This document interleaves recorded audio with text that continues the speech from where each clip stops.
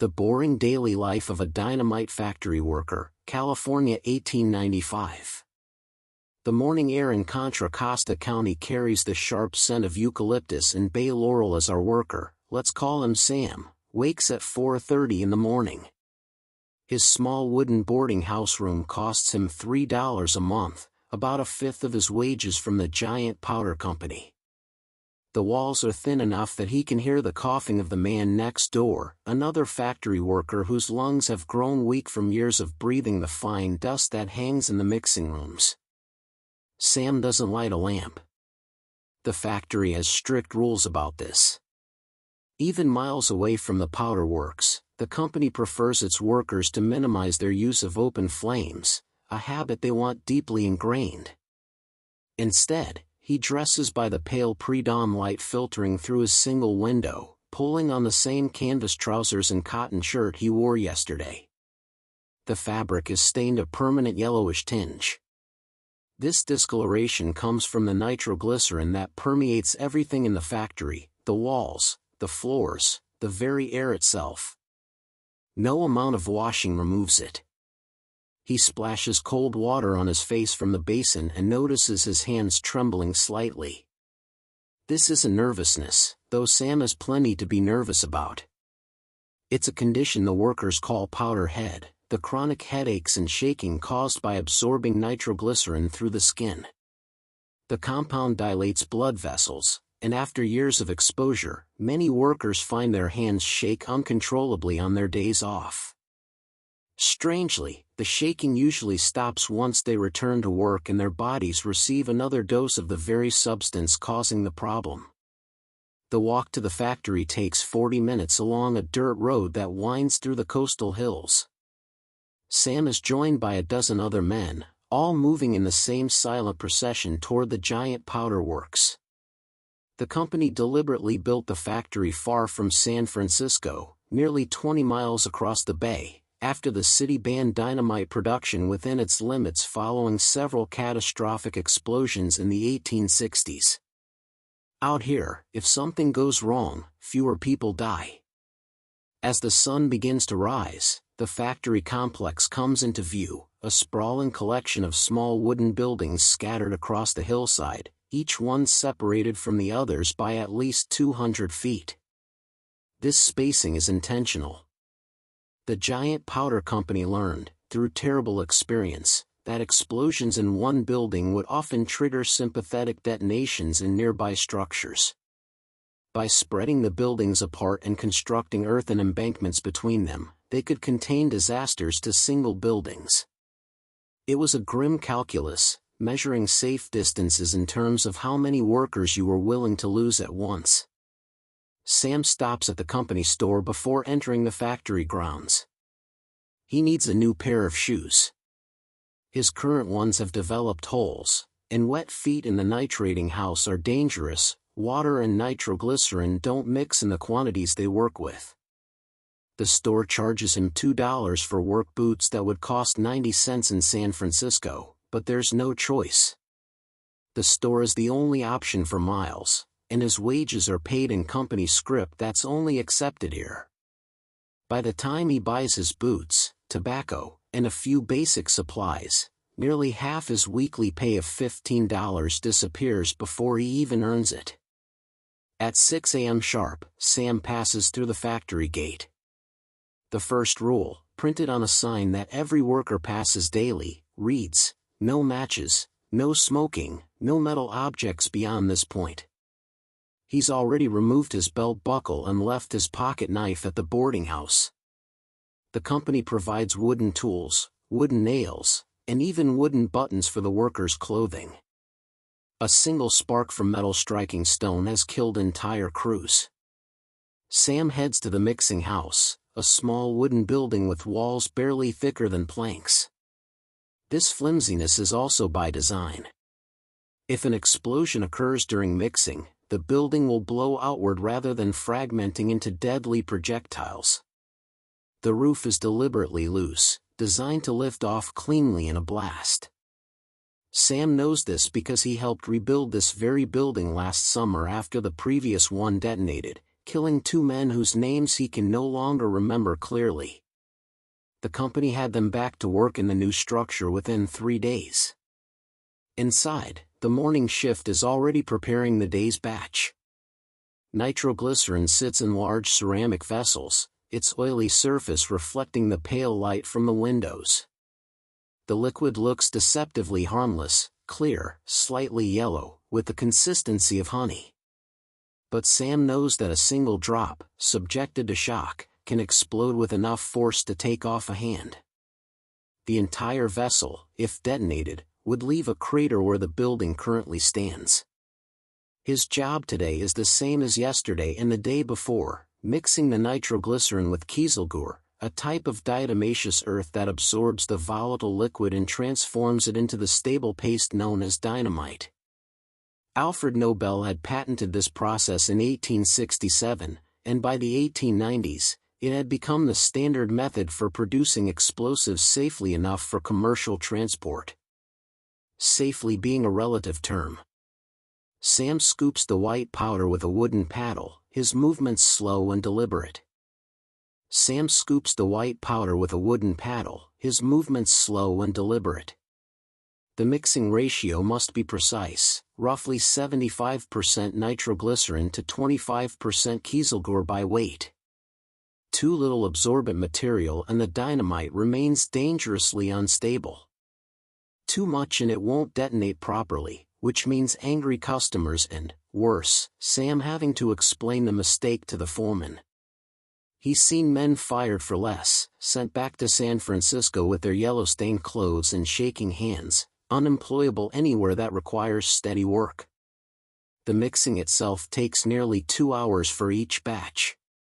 Sam works the paddle in slow, circular motions, folding the nitroglycerin into the powder the way his mother once folded egg whites into cake batter. But where his mother worked quickly, Sam must work with glacial patience. Sudden movements, friction, heat, any of these could trigger a detonation. The temperature in the mixing house is carefully controlled, never allowed to rise above 60 degrees Fahrenheit. In summer, workers haul in blocks of ice from the company's ice house to keep the room cool. In winter, they're forbidden from bringing in any form of heating, no matter how cold it gets. By 8 a.m., Sam's first batch is ready. The paste has the consistency of wet sand, gray-brown and heavy. He carefully packs it into a wooden wheelbarrow, never metal, and begins the slow walk to the cartridge house, 50 yards away across an open stretch of ground. This walk is perhaps the most dangerous few minutes of his day. If he stumbles, if the wheelbarrow tips, if he moves too quickly over a rock, the impact could set off the entire load. He's transported enough dynamite to level several city blocks, and he does it with the same casual attention most men give to moving a load of bricks.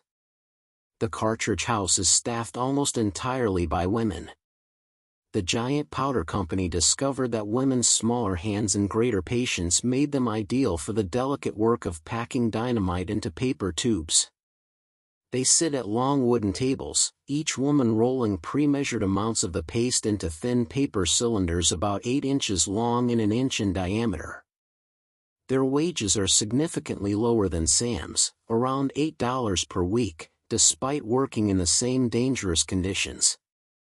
The company's reasoning is simple: women are cheaper, and there's always another young woman willing to take the job if the current one refuses the wages or, more commonly, if an explosion removes her from the workforce permanently. Sam knows most of these women by sight. There's Margaret, who's been packing cartridges for 6 years, an unusually long tenure. Most women last a year or two before the headaches and tremors drive them to seek other work, or before they marry and their husbands forbid them from continuing at the powder works. Then there's Anna, new this month, her hands still steady and unmarked.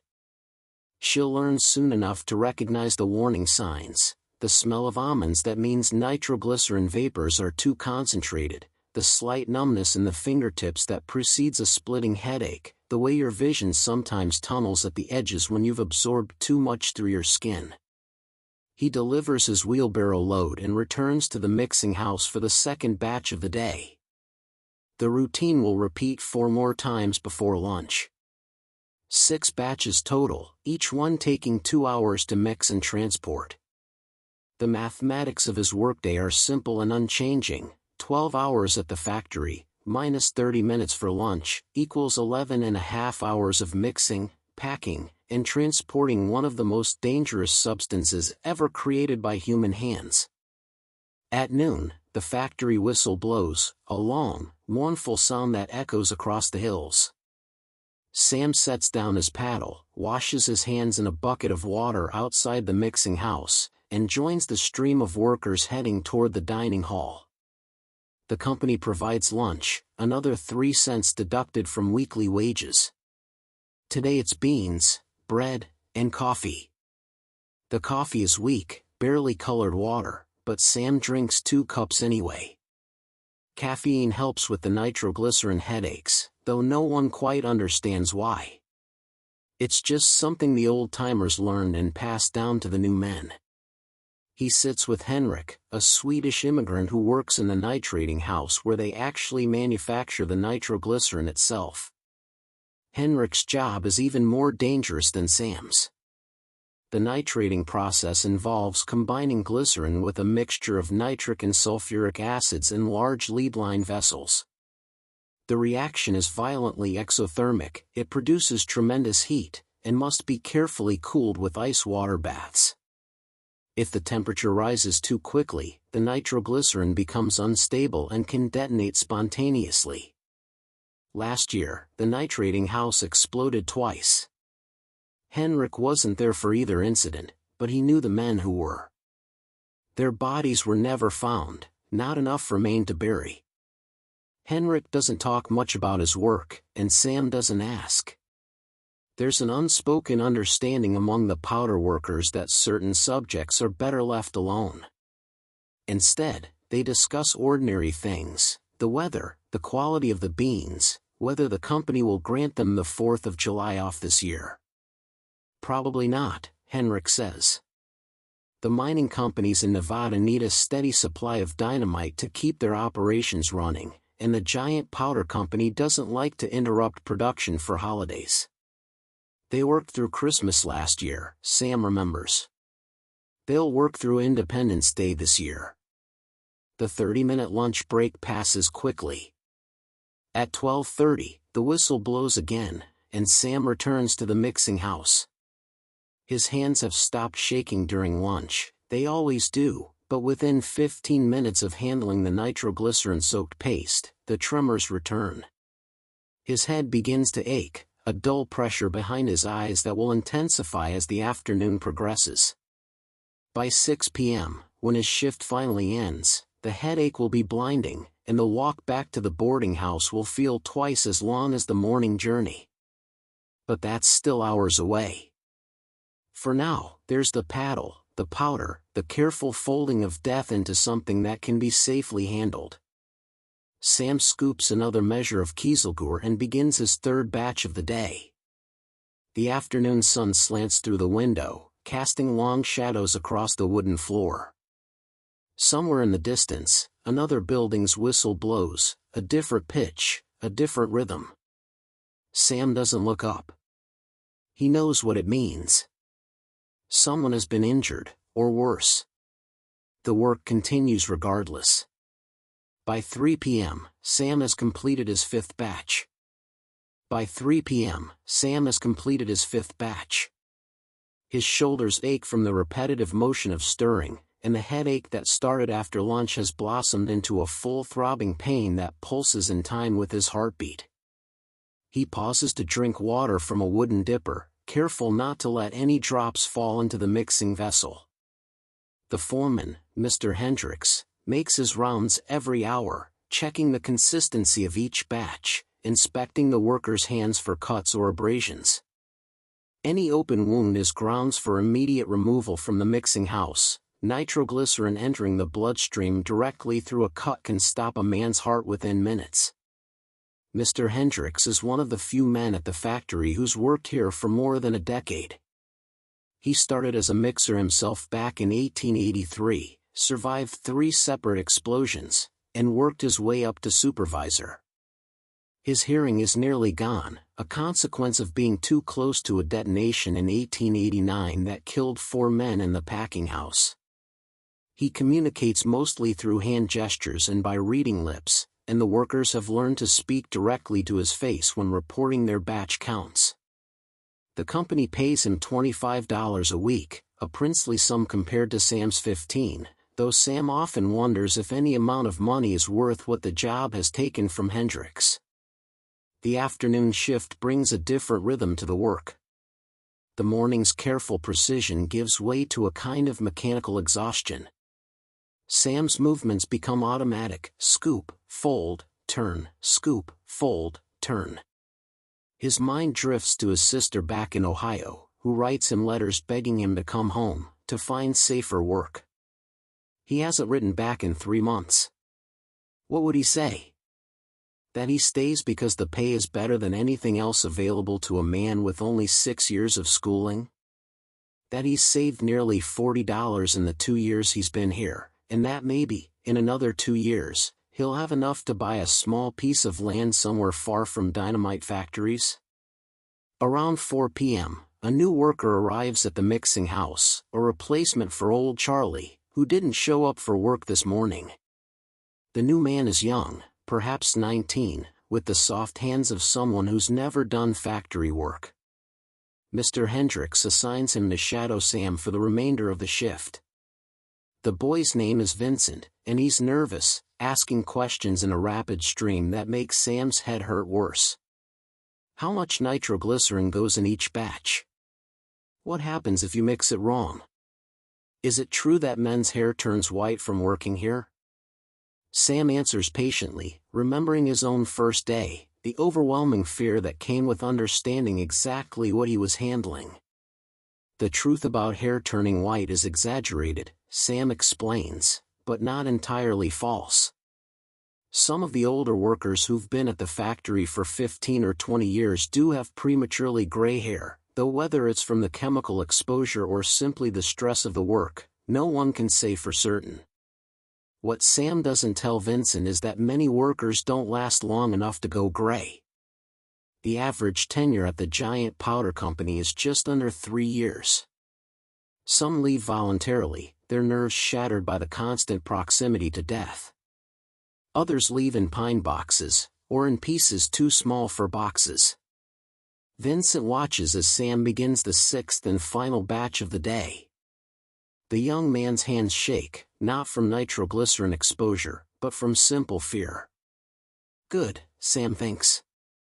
Fear keeps you careful. It's the men who become too comfortable, too confident, who make the fatal mistakes. He's seen it happen. A worker named Jack, who'd been at the factory for 4 years and had grown careless, decided to smoke a cigarette just outside the mixing house last summer.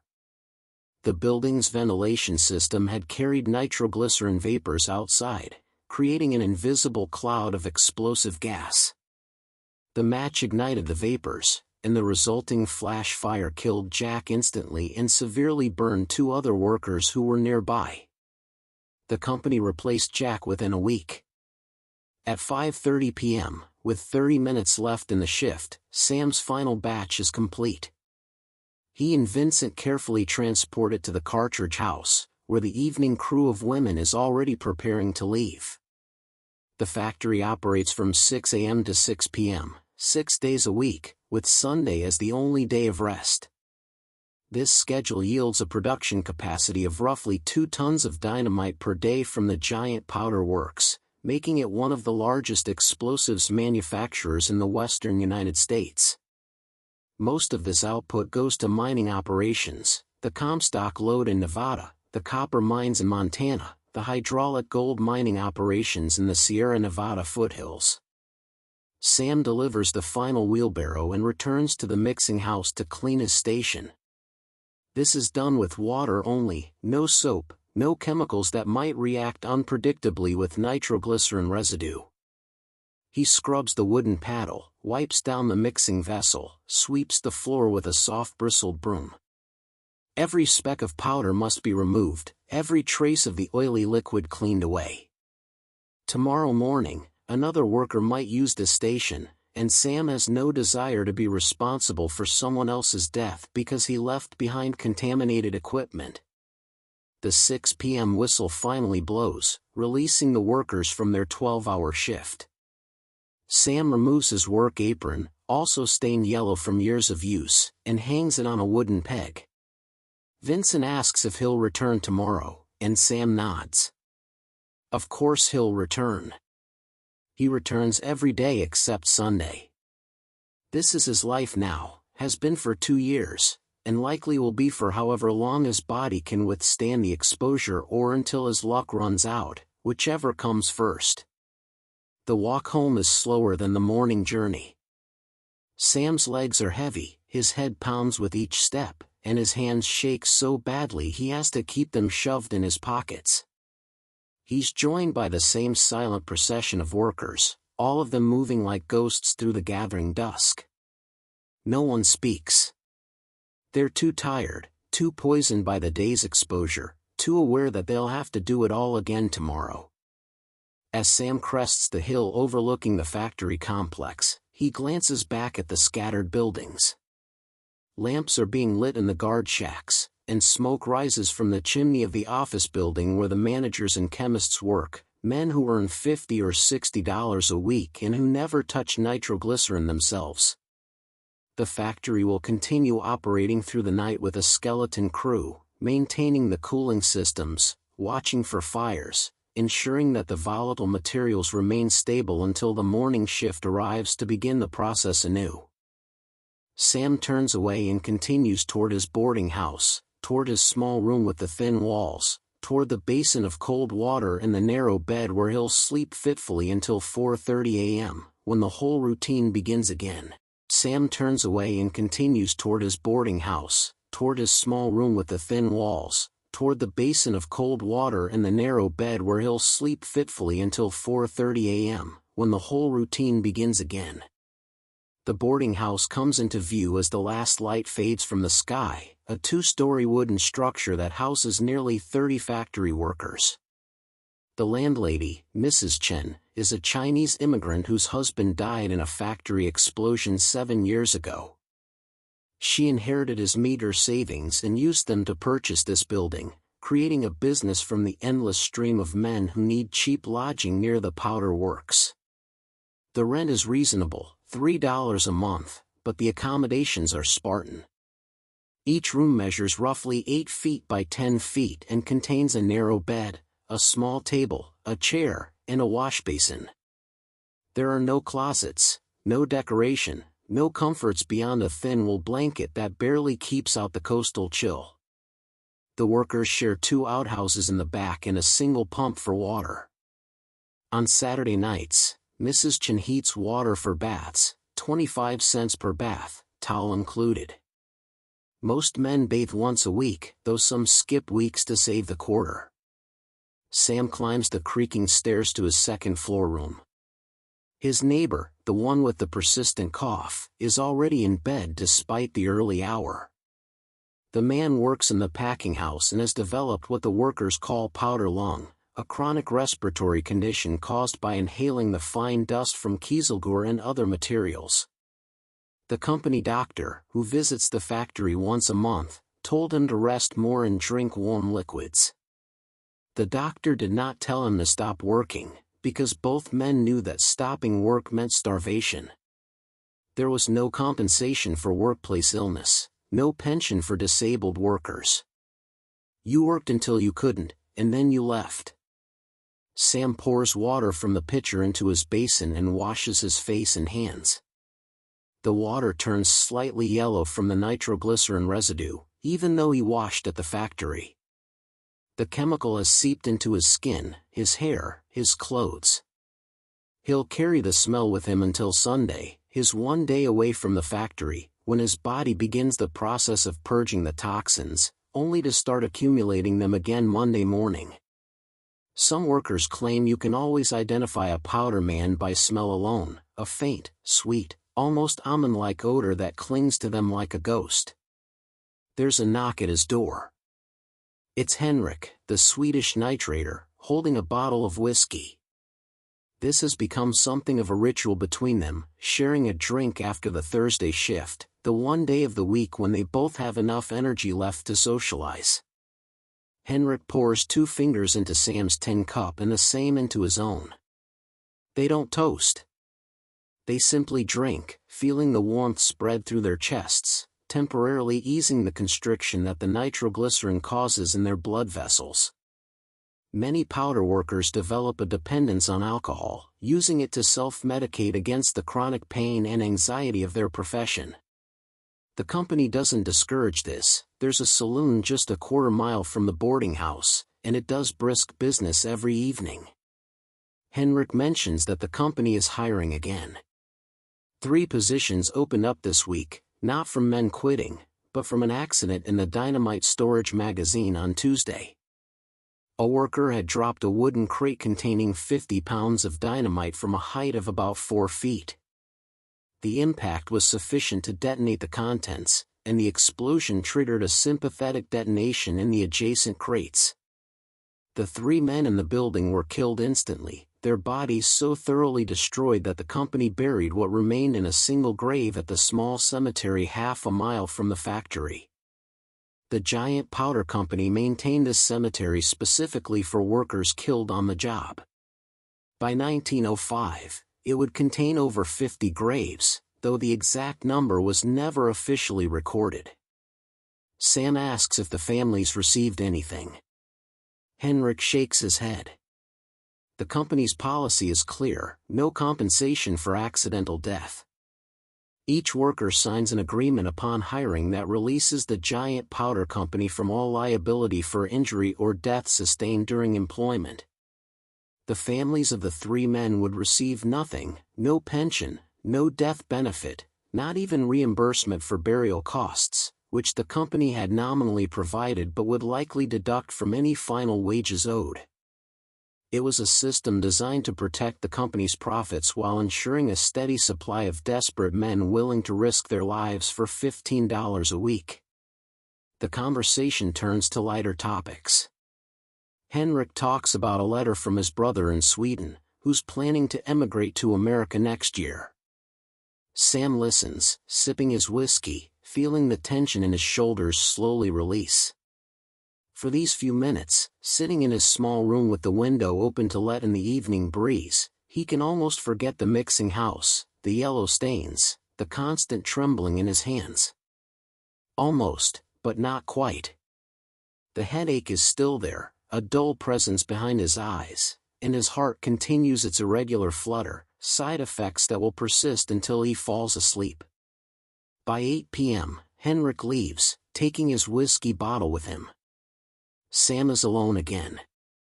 He lights a small oil lamp. The factory's prohibition on open flames doesn't extend to the boarding house, though Mrs. Chen has strict rules about candles in the bedrooms after 2 workers died in a fire 3 years ago. The lamp casts flickering shadows on the bare walls as Sam sits at his small table and pulls out a piece of paper. He's been meaning to write to his sister for months, but the words never come easily. He manages a few lines. "Dear Mary, I am well." The work continues steady. "I have saved another $5 this month." He doesn't mention the headaches, the shaking hands, the 3 men buried this week, the way he sometimes wakes in the night convinced he can smell burning, even though there's no fire. He doesn't tell her that he's seen 24 men die in the past 2 years, or that he increasingly wonders which shift will be his last. Instead, he writes, "The weather is fine here. I hope you and the children are healthy. Your brother, Sam." He seals the letter in an envelope. Postage will cost him 2 cents, and sets it aside for mailing tomorrow.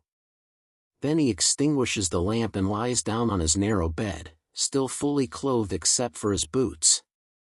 Sleep comes slowly, as it always does. His heart races from the nitroglycerin still coursing through his system, and his mind refuses to settle.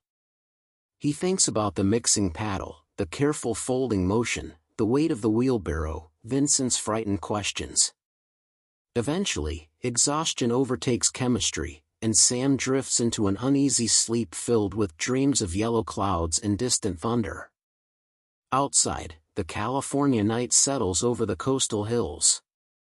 In the distance, barely visible in the darkness, the giant powder works continues its operations. A faint glow emanates from the nitrating house where the night shift works by carefully shielded lanterns. The guard makes his rounds, checking each building, ensuring all is secure. Somewhere in the complex, nitroglycerin drips slowly into a mixing vessel, each drop containing the potential for destruction, each drop representing another moment in the endless cycle of production that feeds America's appetite for expansion, for progress, for the explosive reshaping of the continent itself. And Sam sleeps, his yellow-stained hands folded across his chest, his body purging and absorbing poison in equal measure, his dreams troubled by the knowledge that in just 7 hours, the alarm will sound and he'll wake to do it all over again. As Sam sleeps, his yellow-stained hands folded across his chest, his body purging and absorbing poison in equal measure, his dreams troubled by the knowledge that in just 7 hours, the alarm will sound and he'll wake to do it all over again. But Friday morning comes whether he's ready or not. The boarding house stirs to life at 4:30 a.m. with the sound of boots on wooden floors, coughing, the splash of water in basins. Sam rises with the same mechanical efficiency he brings to the mixing house, his body operating on routine rather than conscious thought. This morning his hands shake worse than usual. It's a Friday phenomenon, the cumulative effect of 5 straight days of nitroglycerin exposure. By Saturday evening, after a full day away from the factory, the shaking will subside somewhat, only to begin building again when Monday's shift starts. The workers have learned to recognize this weekly cycle in their own bodies, the gradual accumulation of symptoms through the work week, the partial recovery over Sunday, the return to the factory before full healing can occur. It's a treadmill of controlled poisoning that their bodies never quite escape. Sam skips breakfast at the boarding house. Mrs. Chen offers bread and coffee for an additional $1 per week, but Sam has been trying to save money and usually just drinks water before his shift. His stomach is unsettled anyway, another side effect of the nitroglycerin. Many workers develop chronic digestive problems, experiencing nausea, stomach cramps, and a persistent loss of appetite. The factory doctor attributes this to nervous constitution rather than chemical exposure, a convenient diagnosis that places the blame on the workers rather than the working conditions. The walk to the factory is the same as every other morning, except today Sam notices something different. There's a new building under construction near the main complex, a larger mixing house designed to increase production capacity. The giant powder company is expanding, responding to growing demand from the Panama Canal project, which began preliminary work in 1904 and would eventually consume millions of pounds of dynamite. Sam knows what this expansion means: more workers needed, more shifts available, possibly even a raise for experienced mixers like himself. It also means more danger, more concentrated explosive material in one location, a larger catastrophe waiting to happen. He arrives at the factory gate at the usual time, 5:55 a.m., giving himself 5 minutes to settle in before the 6 o'clock whistle. Today there's a notice posted on the gate: all workers must report to the company office Saturday at noon for new safety instruction. Sam has seen these notices before. Usually they appear after an accident, the company's way of demonstrating concern for worker welfare while changing nothing substantial about the actual working conditions. The safety instructions typically consist of reminders not to smoke, not to run, not to drop things, common sense elevated to official policy. In the mixing house, Sam finds his station exactly as he left it yesterday. The wooden paddle hangs on its peg, the mixing vessel sits empty and clean, the bags of kieselguhr are stacked neatly against the wall. Vincent, the new worker from yesterday, is already there, early and eager. The young man asks Sam how he slept, and Sam gives a noncommittal grunt. He doesn't have the energy for conversation this morning, and besides, there's something unsettling about Vincent's enthusiasm. The boy hasn't yet learned the appropriate emotional register for this work, a kind of resigned acceptance, a detachment that allows you to function without thinking too deeply about what you're actually doing. The first batch of Friday proceeds exactly like Thursday's first batch, and Wednesday's, and Tuesday's. Sam has mixed so many batches over the past 2 years that he's long since stopped counting. If he had to estimate, he'd guess somewhere around 3,000 individual batches, each one containing roughly 50 pounds of nitroglycerin mixed with kieselguhr. That's 75 tons of dynamite that has passed through his hands, enough explosive power to level a small city. The mathematics of destruction are abstract until you see what even a small amount can do. A single stick of dynamite can shatter a boulder, clear a tree stump, or remove a human being from existence so completely that nothing remains to identify. Around 9 a.m., Mr. Hendricks appears with a visitor, a man in a clean suit and bowler hat, clearly not a worker. He's a company inspector from the San Francisco office, here to evaluate production quality and efficiency. These inspections happen quarterly, and they make everyone nervous. The inspector watches Sam work for several minutes, making notes in a small leather-bound book. He asks Hendricks questions that Sam can't hear, then moves on to observe Vincent at the next station. The inspector's presence changes the atmosphere in the mixing house. Everyone works more carefully, moves more deliberately, conscious of being evaluated not just for competence but for profitability. The inspector stays for nearly an hour before departing with Hendricks. After he leaves, one of the other mixers, a German immigrant named Franz, mutters that inspections usually precede either raises or layoffs, never anything in between. The company evaluates workers like they evaluate equipment, functional or disposable, profitable or wasteful. Franz has been at the factory for 5 years, longer than almost anyone in the mixing house, and he's developed a cynical clarity about how the giant powder company operates. Profit margins matter more than worker safety, production quotas matter more than human life, and the steady stream of desperate immigrants in rural poor ensures that labor is always cheap and replaceable. By midday, Sam has completed 3 batches. His Friday rhythm is slightly slower than earlier in the week, his body protesting the accumulated fatigue and chemical exposure. The headache that usually doesn't start until afternoon is already present, a tight band of pressure around his skull. He drinks water frequently, hoping to flush some of the nitroglycerin from his system, though he knows it's largely futile. The chemical is absorbed through skin contact, through breathing the vapors that hang in the air of the mixing house, through every moment of exposure that his 12-hour shift demands. Lunch is the same as always: beans, bread, weak coffee. Sam sits with Henrik again, and today the Swedish nitrator has news. The company is planning to introduce a new type of dynamite, something called gelignite that uses nitrocellulose in addition to nitroglycerin, making it more water-resistant and stable. This innovation, developed by Nobel himself in 1875, is just now being adopted by the giant powder company, nearly 30 years after its invention.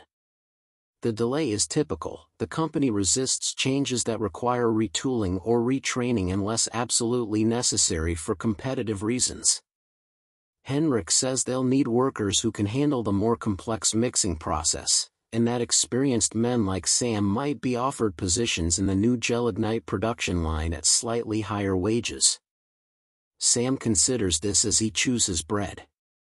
More money would be welcome. He's been saving for 2 years and still has less than $50, not nearly enough to buy land or start a different life. But a new production line also means new dangers, unfamiliar processes, different chemicals with their own toxicities and risks. He's survived 2 years in the current mixing house through careful routine and extreme caution. Starting over with gelignite production would reset that clock, Make him a novice again in a workplace where inexperience kills. He tells Henrik he'll think about it, though they both know that if the company offers him the position, refusing might mean losing his current job to someone more willing. The afternoon shift drags on with the weight of accumulated fatigue. Sam's fourth and fifth batches take longer than they should, his movements slowing as his concentration wavers. This is when accidents happen, not in the morning when everyone is fresh and alert, but in the late afternoon when exhaustion dulls the senses and the mind begins to wander. Sam forces himself to focus, counting each scoop of kieselguhr, timing each rotation of the paddle, maintaining the steady rhythm that has kept him alive this long. At 5 p.m., with 1 hour remaining in the shift, a commotion erupts from the direction of the packing house. At 5 p.m., with 1 hour remaining in the shift, a commotion erupts from the direction of the packing house. Sam looks up from his mixing vessel to see workers running, never a good sign at the powder works. Running means something has gone wrong, badly wrong. But there's no explosion, no smoke, just the sound of shouting and the factory whistle blowing in short, urgent blasts. This is the signal for medical emergency, distinct from the long, mournful blast that signals the end of a shift or the frantic continuous wail that means fire or explosion. Mr. Hendricks hurries past the mixing house toward the commotion. Sam and the other mixers exchange glances but continue working. The unspoken rule is that unless you're directly involved or ordered to stop, production continues regardless of what's happening elsewhere on the factory grounds. It's a grim calculus born of experience. Stopping work costs the company money, and accidents are common enough that halting operations for each one would be financially untenable. After about 20 minutes, Henrik appears at the mixing house door with news. One of the women in the packing house, a young Irish girl named Bridget who'd been working there for about 8 months, had collapsed at her station. The factory doctor was summoned and diagnosed her with severe nitroglycerin poisoning. Her skin had turned blue, her heartbeat was dangerously irregular, and she was struggling to breathe. The condition Henrik describes is what the workers call powder poisoning, though the medical term is methemoglobinemia. Nitroglycerin converts hemoglobin in the blood into methemoglobin, which cannot carry oxygen effectively. In severe cases, the victim's skin takes on a blue or gray tint, and they essentially suffocate despite breathing normally. The condition can be fatal if exposure is extreme, though most workers experience only mild cases that resolve after a day or two away from the factory. Bridget, however, had apparently been working through increasingly severe symptoms all week, afraid to report them for fear of losing her $8 weekly wage. By the time she collapsed, the poisoning had progressed to a dangerous level. The company's response is swift and efficient. Bridget is loaded onto a wagon and transported to the county hospital in Martinez, about an hour's journey. The cost of her medical care will be deducted from her wages, and her position will be filled by Monday morning. Henrik says there's already a line of women outside the company office hoping to be hired as her replacement. This is the reality of powder work in California at the turn of the century. For every person who falls, 10 others are waiting to take their place. Poverty and immigration create an endless supply of desperate labor, and the giant powder company has refined the process of extracting maximum value from that desperation. Maximum value from that desperation. Sam returns to his work, trying not to think about Bridget's blue-tinged skin or irregular heartbeat. These are the occupational hazards he's accepted by taking this job, the risks he weighs against the $15 deposited to his account each week. He's young, only 26 years old, and his body still recovers relatively well from the daily poisoning. But he's seen what happens to men in their 40s and 50s who've spent decades in the powder works.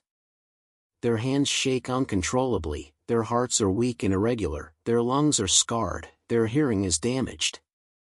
Few powder workers live to old age, and those who do are often invalids, their bodies broken by years of chemical exposure and physical labor. By 5:45 p.m., Sam is finishing his sixth and final batch of the day. His hands move through the familiar motions automatically: scoop, fold, turn, scoop, fold, turn, while his mind counts down the minutes until the 6 o'clock whistle. Friday evening is special because it leads into Saturday, which means only half a day of work. The giant powder company operates a reduced schedule on Saturdays, 6 hours instead of 12, 6 a.m. to noon. This gives workers Saturday afternoon and all of Sunday for rest and recovery, though many use Saturday afternoon to drink away their wages at the saloon or gamble in the back rooms of the boarding houses. Vincent approaches with a question: does the headache ever go away? Sam considers how to answer. The truth is complicated. Yes, the acute headache fades after a day or two away from nitroglycerin exposure.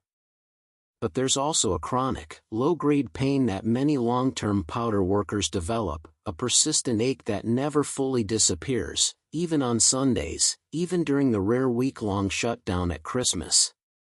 The company doctor calls it neurasthenia and prescribes rest and fresh air, useless advice for men who need to work to eat.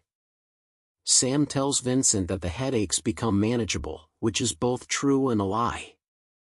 You don't stop having them, you just get better at functioning despite them. The 6 p.m. whistle finally sounds, releasing the workers from their Friday shift. Sam cleans his station with extra care tonight. Saturday's half shift will go more smoothly if everything is properly prepared. He hangs up his yellow-stained apron, washes his hands in the bucket outside, and joins the slow procession of workers leaving the factory grounds. The evening air feels cooler than usual, carrying the salt smell of the bay mixed with the sweet, almond-like odor of nitroglycerin that permeates everything within a mile of the powder works. The walk back to the boarding house is quieter than usual. News of Bridget's collapse has spread among the workers, casting a pall over the usual Friday evening relief. Sam walks alongside Franz, the German mixer, who observes that Bridget is the third worker this month to be hospitalized for powder poisoning.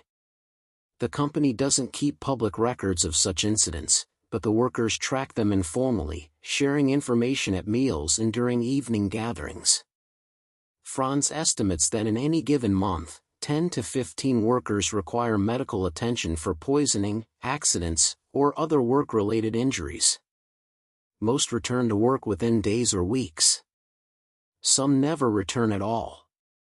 As they crest the hill overlooking the factory, Sam notices something he's seen 100 times before but suddenly feels compelled to count: the earth and embankments between buildings. There are 37 of them, each one carefully constructed to contain explosions and prevent sympathetic detonations.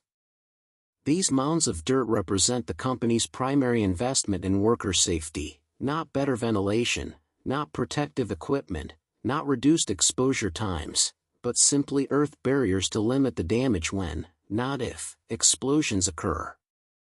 It's a defensive strategy rather than a preventive one, an acknowledgement that accidents are inevitable and the best you can do is minimize their scope. Back at the boarding house, Mrs. Chen has news. A room has opened up. The man with the persistent cough has died during the day, his lungs finally giving out after years of inhaling kieselguhr dust. His body has been taken to the county morgue, and his few possessions are packed in a small crate waiting for someone to claim them. No one will.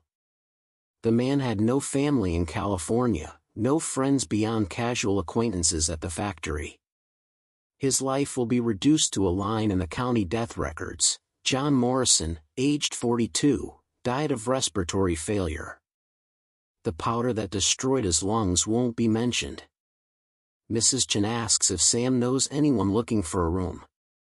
The rent is due on the 1st of the month, and she can't afford to have empty rooms.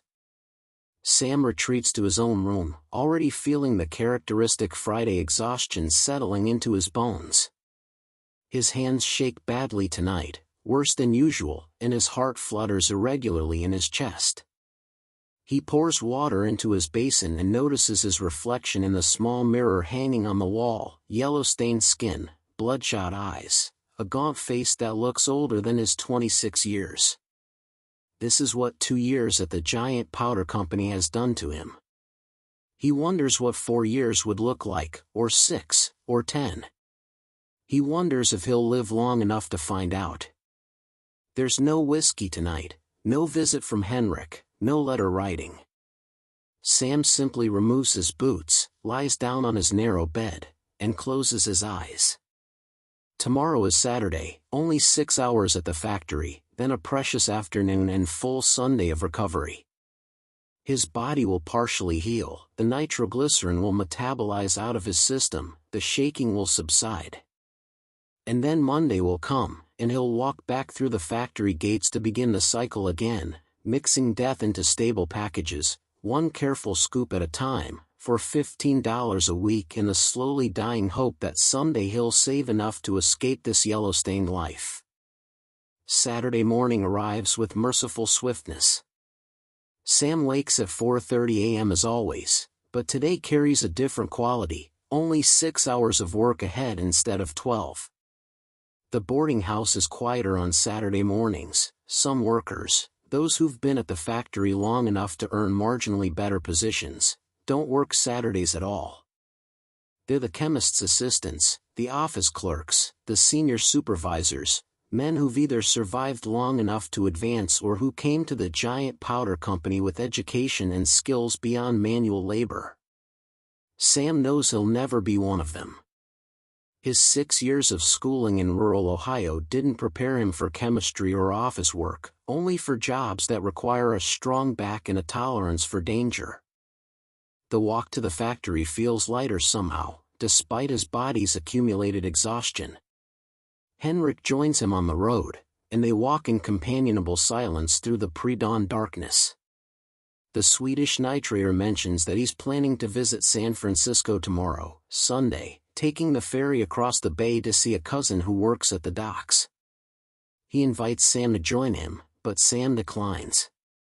The ferry costs 50 cents round trip, and San Francisco itself is full of temptations that would drain his carefully hoarded savings. Besides, he's learned that Sundays are best spent resting, letting his body recover as much as possible before Monday's return to the mixing house. At the factory gate, the Saturday morning crowd is noticeably smaller, perhaps 40 workers instead of the usual 120. The reduced shift operates with a skeleton crew, producing roughly 1/3 of the weekday output. This isn't generosity on the company's part but simple economics. The primary customers for Dynamite are mining operations and construction projects that operate on similar schedules, with reduced activity on weekends. The giant powder company adjusts its production accordingly, maintaining just enough output to keep the supply chain flowing without building up expensive inventory. Sam's Saturday assignment is different from his usual mixing duties. Mr. Hendricks directs him to the maintenance crew, tasked with inspecting and repairing equipment throughout the factory complex. This rotation happens every few weeks, giving regular workers a break from direct chemical exposure while ensuring all machinery and structures remain in safe working order. Today, Sam will be checking the wooden wheels on the carts used to transport dynamite between buildings, examining them for cracks, splinters, or any damage that might cause a cart to tip or drop its explosive cargo. The work is tedious but far less dangerous than mixing. Sam moves from cart to cart, running his hands along wooden wheels, checking axles, testing the stability of each vehicle. The giant powder company maintains approximately 50 of these carts, distributed throughout the factory complex.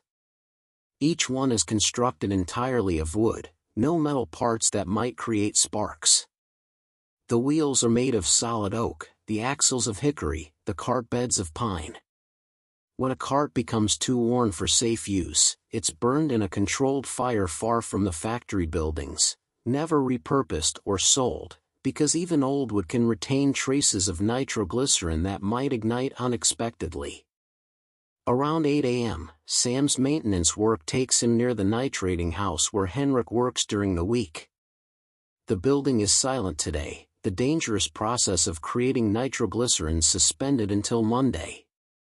Sam peers through the window and sees the lead-lined vessels where glycerin is combined with acid, the ice-water baths used to control the violent exothermic reaction, the careful arrangement of equipment designed to prevent the catastrophic overheating that can cause spontaneous detonation.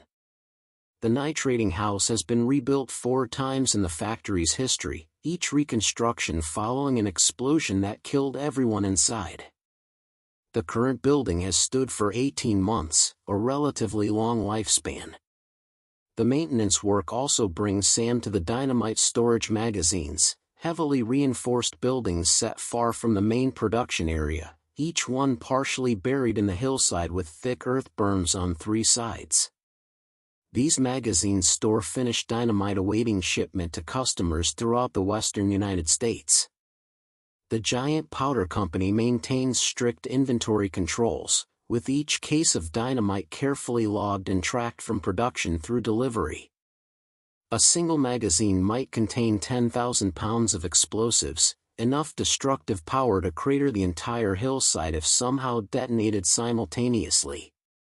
The magazines are inspected daily, their temperatures monitored, their contents rotated to ensure nothing sits too long in storage where temperature fluctuations might destabilize it.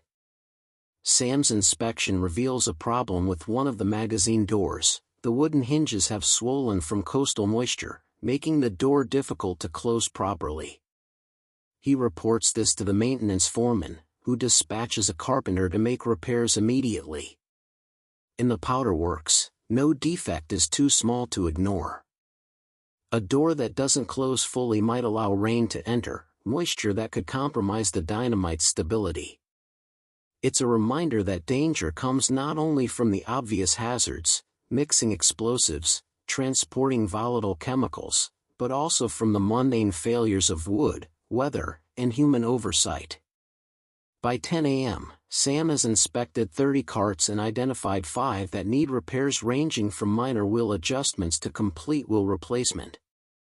The maintenance foreman notes these in his ledger, and Sam moves on to his next task, checking the water levels in the cooling systems that regulate temperature in the nitrating and mixing houses. These systems are simple but critical, large wooden tanks filled with water, circulated through pipes that run beneath the floors of the most dangerous buildings. During summer, ice is added to keep temperatures below the threshold where nitroglycerin becomes dangerously unstable. During winter, the natural coastal temperatures are usually sufficient, but the systems must still be maintained and monitored. The cooling system inspection takes Sam into the factory's ice house, a partially underground structure where blocks of ice are stored in sawdust to prevent melting. The ice comes from a supplier in the Sierra Nevada mountains, harvested from frozen lakes during winter and transported by rail to the Bay Area. Each block weighs approximately 300 pounds and costs the company $2 delivered. During summer months, the factory uses 20 to 30 blocks per week just to maintain safe operating temperatures. It's an enormous expense, but one the company considers essential. The cost of ice is negligible compared to the cost of an explosion that could destroy the entire facility. As noon approaches, Sam completes his final inspection, checking the condition of the wooden boardwalks that connect the various factory buildings.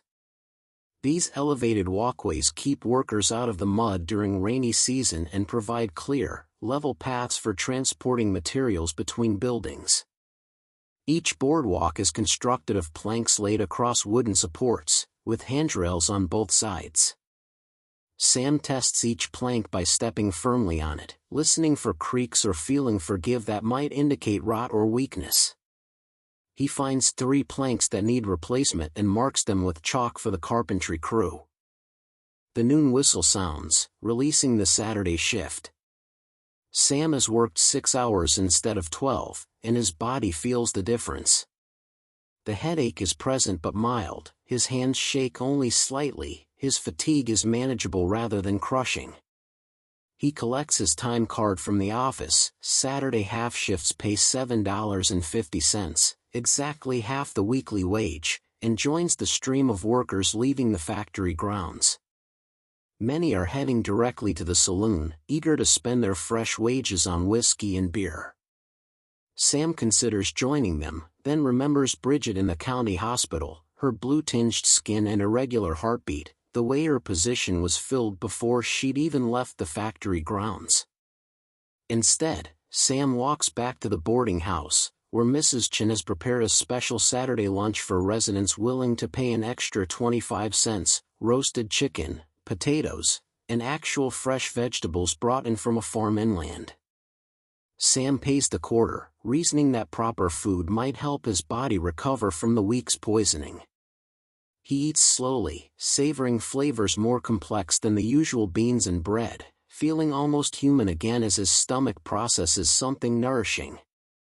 The afternoon stretches before him, empty and precious. The afternoon stretches before him, empty and precious. Sam sits on the boarding house porch, watching the coastal fog roll in from the bay, obscuring the factory buildings in the distance. This is his favorite part of Saturday, the knowledge that he has the rest of today and all of tomorrow before he must return to the mixing house. Some workers use this time productively, mending clothes or writing letters. Others disappear into the saloon and don't emerge until Sunday evening, their wages depleted, their brief freedom squandered on alcohol-induced oblivion. Sam chooses a middle path. He retrieves his boots from his room and begins the process of cleaning and oiling them, a task he's neglected for weeks. The leather has absorbed so much nitroglycerin that it's become stiff and discolored, the yellow staining permanent no matter how hard he scrubs. Still, proper maintenance might extend their life another few months, saving him the $2 a replacement pair would cost at the company store.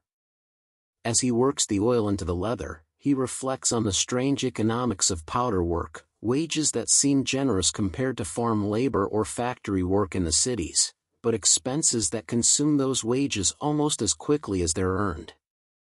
Around 2 p.m., a wagon arrives at the boarding house. It's carrying furniture and belongings, a new tenant moving into the room vacated by the man who died yesterday. The new arrival is a Chinese immigrant, perhaps 30 years old, who speaks almost no English. Mrs. Chen helps him settle in, translating between the man and the boarding house rules. Sam learns that the newcomer will be working in the packing house, the same building where Bridget collapsed yesterday.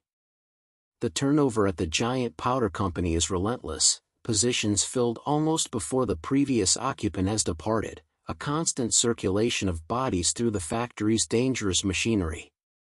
The new tenant's arrival reminds Sam of his own first day at the boarding house, 2 years ago in the spring of 1903.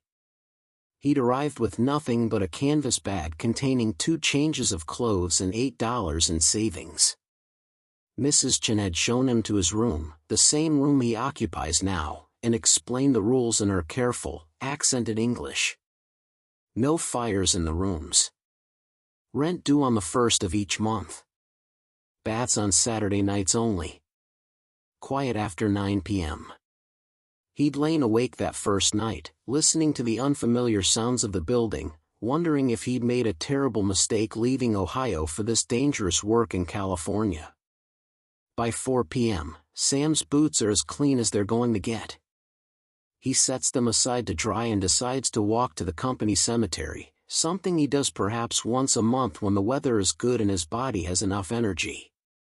The cemetery sits on a hillside about half a mile from the factory, a small fenced plot containing the graves of workers killed in explosions and accidents. There are no elaborate headstones here, just simple wooden crosses with names and dates carved into them.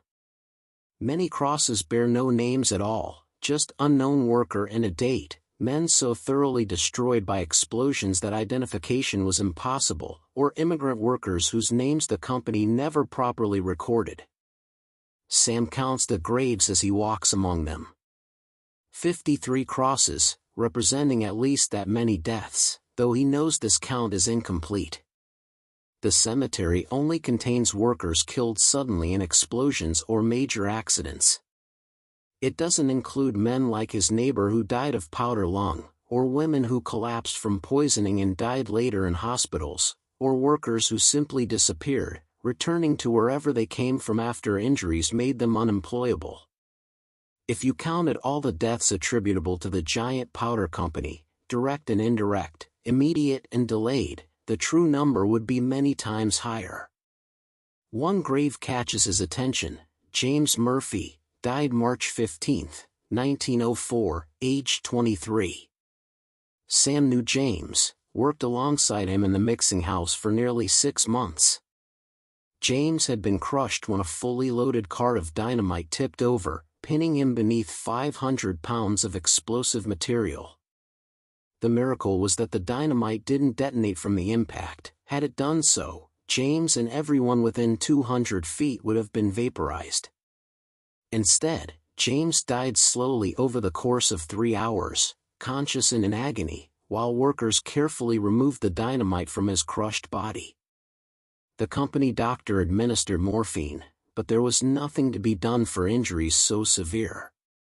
Sam had been there when James finally stopped breathing, had seen the relief in the dying man's eyes when the pain finally ended. The memory brings an unexpected wave of emotion. Sam sits on the grass beside James's grave, feeling the accumulated weight of 2 years at the powder works pressing down on him. How many more funerals will he attend? How many more crosses will be added to this hillside? When will his own name appear on a wooden marker, his body, or what remains of it, buried in this lonely plot far from his family in Ohio? The questions have no answers, only the persistent reality of needing to eat, needing shelter, needing the $15 per week that keeps him returning to the mixing house despite the danger. After perhaps 20 minutes, Sam rises and walks back toward the boarding house. The fog has thickened, turning the late afternoon dim and cool.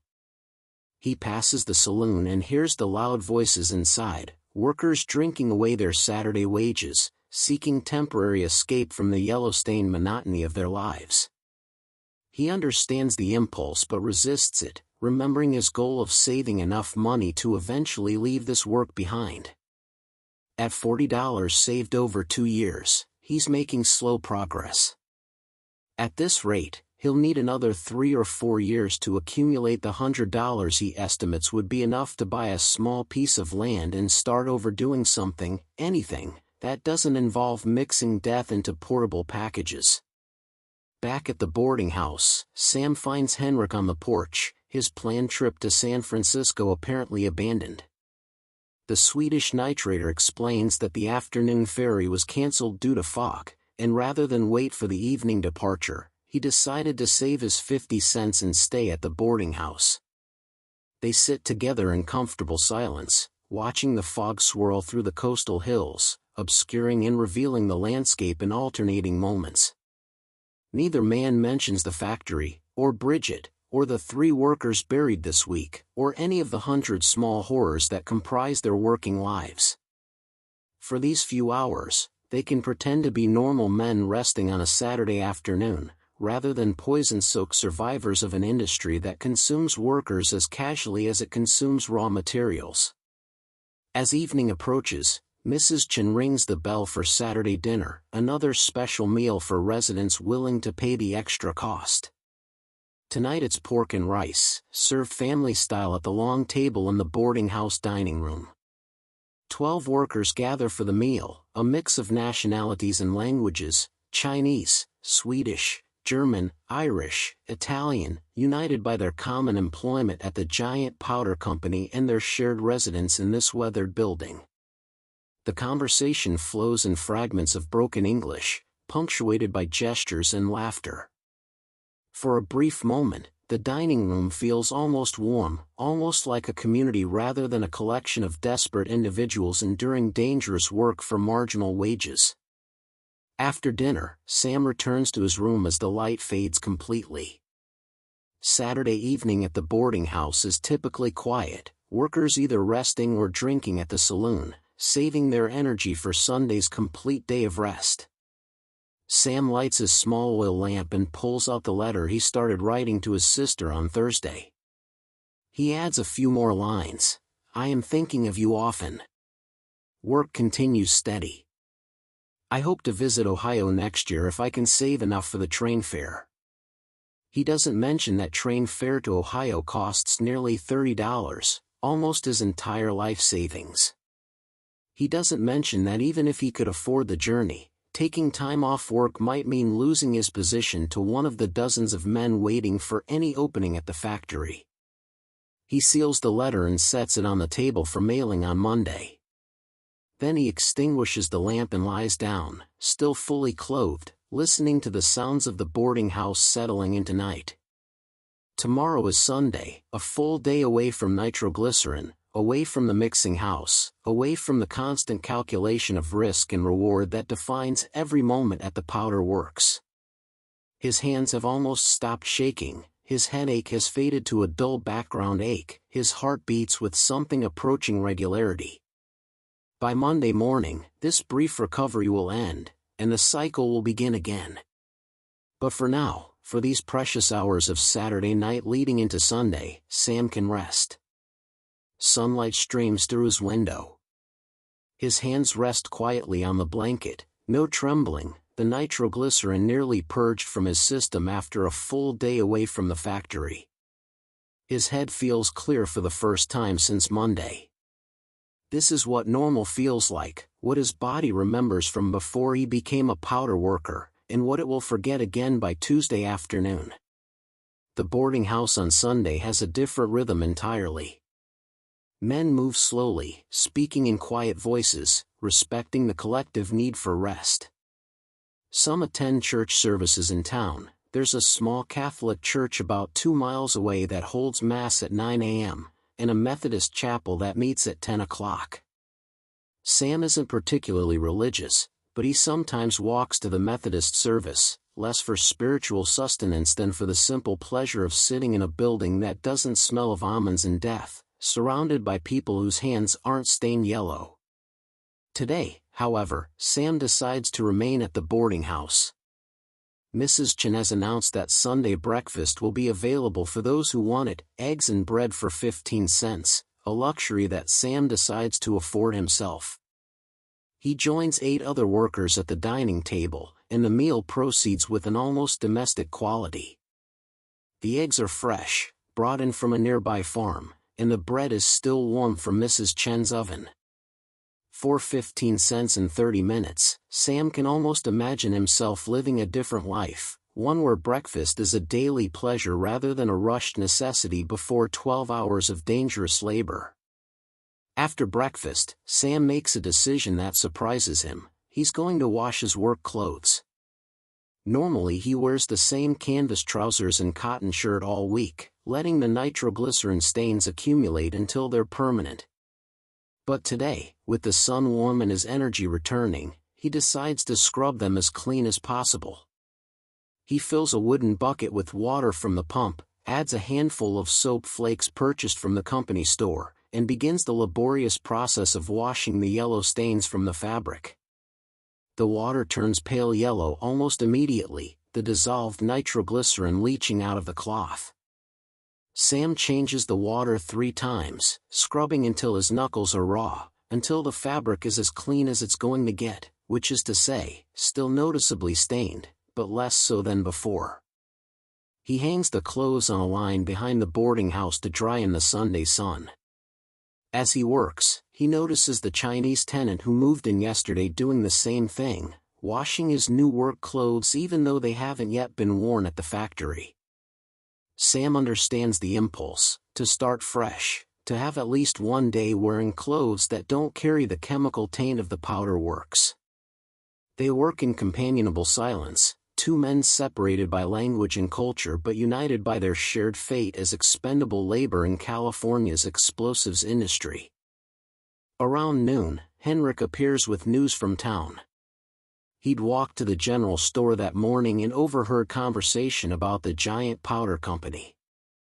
Apparently, there was a small explosion at the factory late Saturday afternoon, after the main shift had departed. A storage shed containing empty dynamite crates had caught fire. The probable cause was spontaneous combustion from nitroglycerin residue soaked into the wood. The fire triggered detonation of the trace explosives, destroying the shed and damaging 2 nearby buildings. No one was killed because the area was unoccupied at the time, but the explosion was heard as far away as Martinez, 5 miles distant. The company would likely investigate on Monday, assign blame to some minor safety violation, and rebuild the shed within a week. This news casts a brief shadow over the Sunday afternoon, a reminder that even when workers aren't present, the factory remains dangerous, its buildings and equipment saturated with explosive materials that can ignite from heat, friction, or simply the mysterious chemistry of nitroglycerin decay. Sam thinks about the shed, probably built of the same cheap pine planks as all the factory structures, designed to be easily replaced rather than made safe.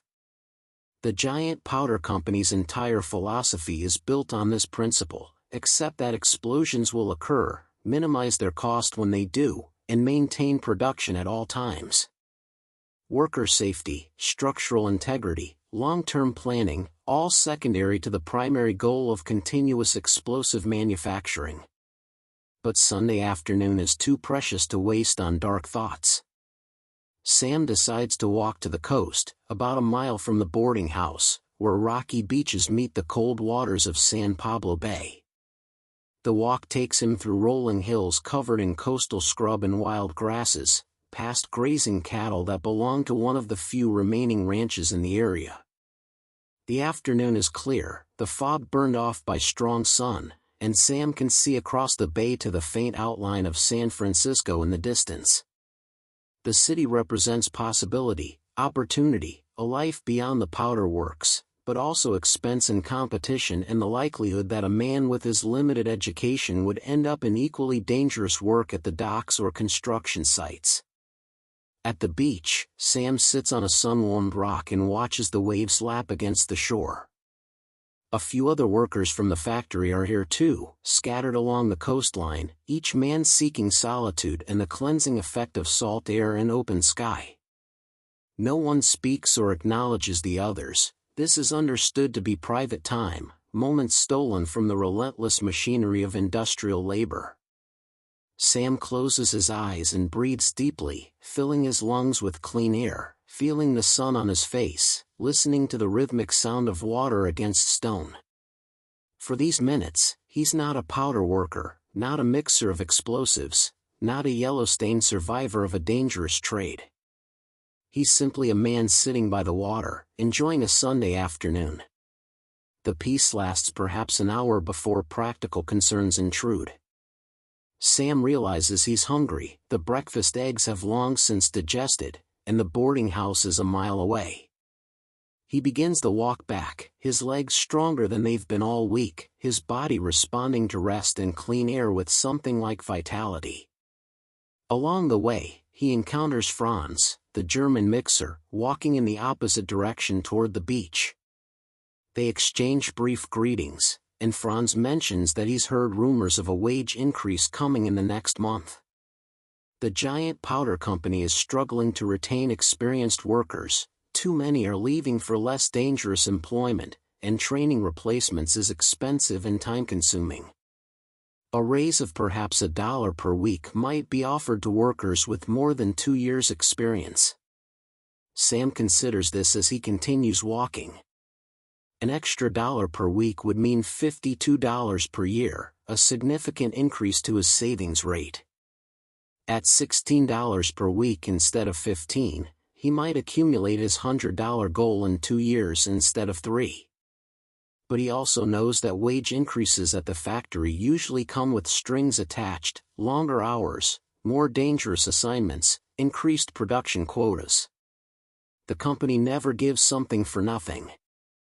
Still, an extra $1 would be welcome, and if it comes with the offer to work in the new gel-ignite production line that Henrik mentioned, Sam might seriously consider accepting despite the added risks.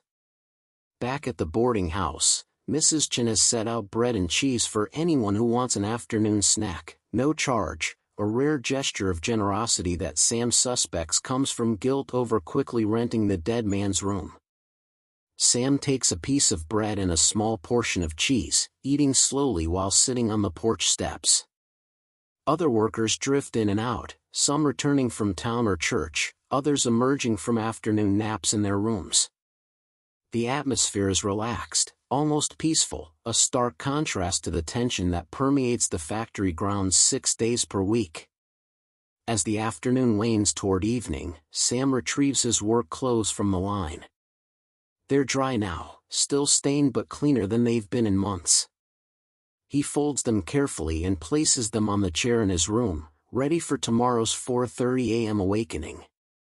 The sight of them, the yellow-tinged canvas trousers, the discolored cotton shirt, triggers a familiar anxiety.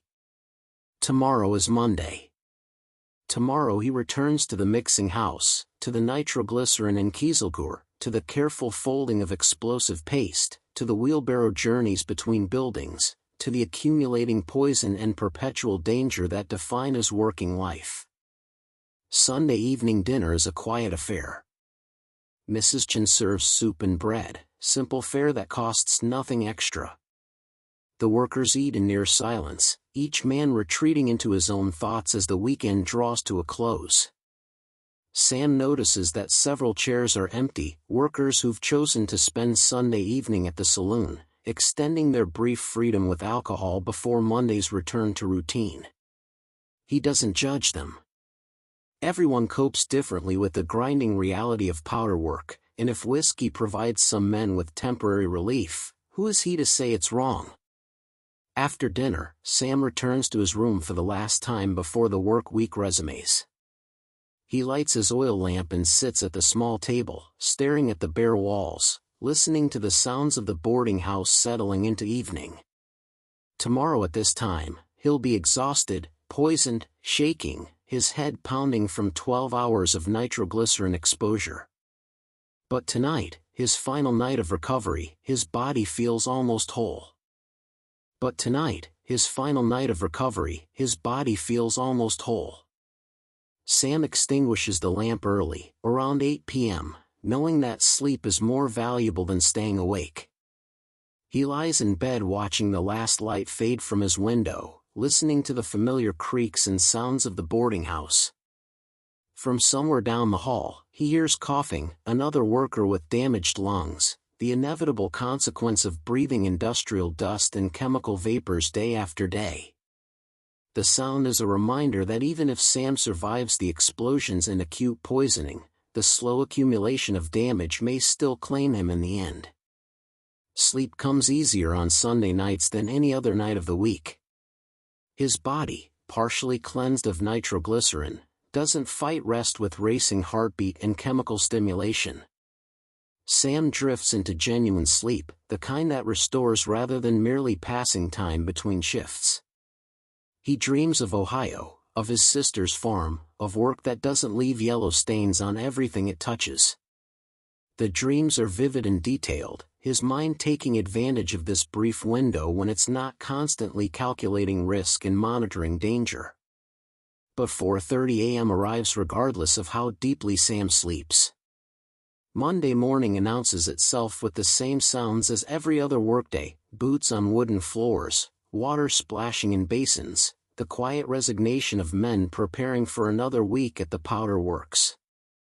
Sam rises mechanically, his body responding to months of conditioning even as his mind protests the return to routine. He pulls on his freshly washed clothes, notices how the fabric feels slightly different without quite as much chemical residue, and knows this cleanliness will last only until his first shift in the mixing house. The Monday morning walk to the factory is the hardest of the week. Sam's body remembers Sunday's freedom, remembers what it feels like to breathe clean air and move without trembling.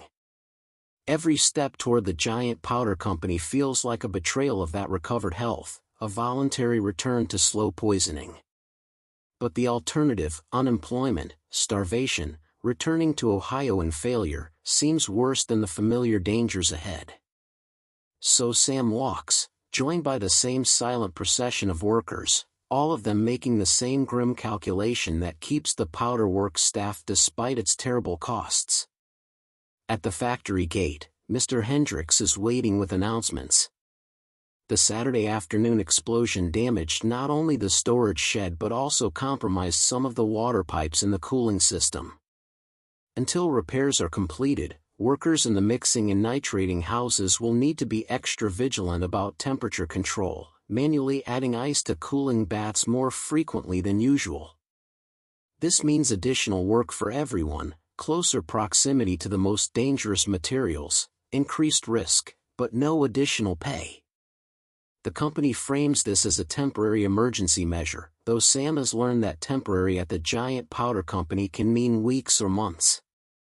There's also news about the wage increase Franz mentioned yesterday. Mr. Hendricks confirms that experienced workers, those with more than 2 years at the factory, will receive an additional 75 cents per week starting next month. Not the full dollar Franz had hoped for, but still a meaningful increase. However, the raise comes with a condition: experienced workers must agree to train new hires, taking responsibility for teaching them safe procedures while maintaining their own production quotas. Sam calculates quickly, 75 cents per week equals $39 per year, a significant boost to his savings plan. But training new workers means divided attention, increased stress, and potentially greater danger if a trainee makes a fatal mistake. As Sam enters the mixing house, he finds Vincent already at his station, looking haggard from his first week of work. The young man's initial enthusiasm has been replaced by something darker, a kind of haunted awareness that comes from truly understanding what the job entails. Vincent's hands already show the yellow staining, his eyes are bloodshot, and he moves with the careful deliberation of someone who's seen what happens when powder workers become careless. Sam nods to him but says nothing. There's nothing to say. Vincent is learning the same lessons Sam learned 2 years ago, experiencing the same transformation from naive newcomer to hardened survivor. The Monday morning routine proceeds exactly as it always does. Sam begins his first batch, scooping kieselguhr with a wooden paddle, adding it gradually to the nitroglycerin in the mixing vessel, folding the materials together with slow, patient movements. Within 15 minutes, his hands begin to shake, not from fear or weakness, but from his skin absorbing the volatile liquid, his blood vessels dilating, his body responding to the chemical it has learned to expect 6 days per week. The headache will start soon, the familiar pressure building behind his eyes, the price of earning $15.75 per week starting next month. Around 7 a.m., a company official arrives at the mixing house, not Mr. Hendricks, but someone from the San Francisco office, a man in an expensive suit who moves through the workspace with the careful distance of someone unaccustomed to physical danger. He's accompanied by a photographer carrying a large camera on a wooden tripod. The official explains that the giant powder company is creating a promotional catalog to send to potential customers, showcasing their modern facilities and safe working conditions. They want photographs of workers engaged in normal production activities to demonstrate the company's commitment to employee welfare and professional operations. Sam finds this darkly amusing. The company that pays poverty wages, provides no compensation for injuries or death, operates buildings designed to explode outward and kill their occupants, and systematically poisons its workforce now wants to present itself as a model of industrial enlightenment. But he says nothing, simply continues his work while the photographer sets up his equipment. The official positions several workers in carefully arranged tableaus, Vincent holding a wooden paddle as if mixing, though the vessel before him is empty, Franz pretending to inspect a batch of finished dynamite. 2 women from the packing house posed at their table with cartridges that have already been sealed. Everything is staged, sanitized, stripped of the actual danger and degradation that characterize powder work. The photographer takes perhaps a dozen images over the course of an hour. Sam notices that he's careful to photograph workers from angles that don't show their yellow-stained clothes or trembling hands. The mixing vessels are positioned to catch good light but are either empty or contain only inert materials. The buildings are shown from outside, emphasizing their neat spacing and earthen protective barriers, not the flimsy construction designed to fragment safely during explosions. When the photography session ends, the official thanks the workers for their cooperation and departs with his photographer, returning to San Francisco to create marketing materials that will bear almost no resemblance to the actual conditions at the giant powder works. By 9 a.m., Sam has completed his second batch of Monday. His body has fully returned to its working state, hands shaking, head beginning to ache, heart rate elevated. The brief recovery of Sunday is completely erased, his system once again saturated with the chemicals that will define his week.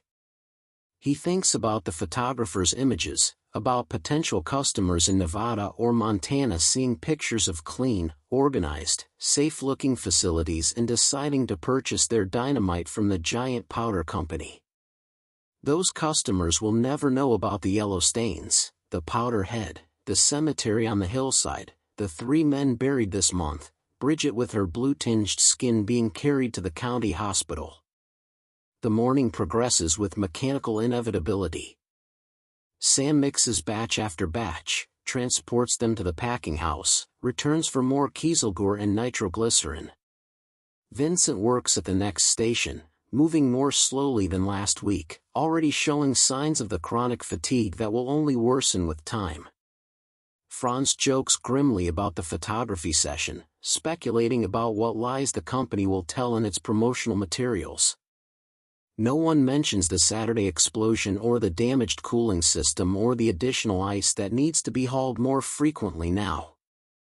These are simply facts of the work, obstacles to navigate, dangers to accept as the price of employment. At noon, the whistle blows for lunch. Sam sets down his paddle and joins the movement toward the dining hall, his 4th Monday lunch of beans and bread and weak coffee. He sits with Henrik, who reports that the nitrating house is operating at reduced capacity today due to the cooling system damage. They can only run 1 acid bath at a time instead of the usual 2, which means slower nitroglycerin production and pressure on the mixing crews to stretch their available supply. This creates a perverse incentive. Workers might be tempted to dilute batches with extra kieselguhr to make the nitroglycerin last longer, but doing so produces inferior dynamite that might fail to detonate properly or, worse, detonate unpredictably. Quality control becomes another calculation in the endless series of compromises that define powder work. After lunch, Sam returns to the mixing house for the afternoon shift. The sun is higher now, warming the building despite the damaged cooling system, and Sam can feel sweat mixing with the nitroglycerin on his skin, creating a sticky, unpleasant sensation. He works more slowly in the heat, conscious that elevated temperature increases risk, that the paste he's mixing becomes more sensitive as it warms. Mr. Hendricks makes more frequent rounds, monitoring temperatures, ordering additional ice from the ice house, adjusting production schedules to account for the compromised cooling capacity. Everyone understands that until the water pipes are repaired, every batch is slightly more dangerous than usual. The afternoon hours blend together in familiar routine: scoop, fold, turn, scoop, fold, turn. Sam's mind retreats to a kind of autopilot, his hands performing motions they've repeated thousands of times while his thoughts drift elsewhere. He thinks about his sister in Ohio, about the letter he still needs to mail.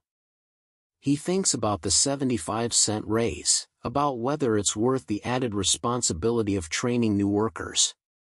He thinks about the promotional photographs, about the lie they represent, about the customers who will never know the truth. He thinks about Sunday, already fading into memory, and about next Sunday, still 6 days and 72 hours of mixing away. At 6 p.m., the Monday whistle finally sounds, releasing workers from the first shift of a new week. At 6 p.m., the Monday whistle finally sounds, releasing workers from the first shift of a new week. Sam completes his final batch of the day, his 6th, and begins the cleaning ritual that ends every shift. As he scrubs the wooden paddle and wipes down his station, he notices that the mixing house feels warmer than usual, even with the evening approaching. The damaged cooling system has created a persistent heat problem that won't be fully resolved until the water pipes are repaired, work that Mr. Hendricks estimates will take at least a week, possibly 2 if replacement parts need to be ordered from San Francisco. The walk back to the boarding house on Monday evening carries a particular weight of exhaustion. Sam's body, which felt almost healthy just 24 hours ago, is once again saturated with nitroglycerin, his hands trembling badly, his headache fierce and unrelenting.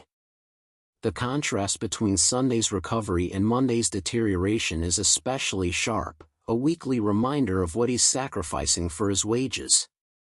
He passes other workers on the road, all of them moving with the same slow, pained gait, all of them facing the knowledge that this is only the first day of 6, that the poisoning will accumulate throughout the week until Saturday's half shift provides brief relief. At the boarding house, Sam discovers that Mrs. Chen has news.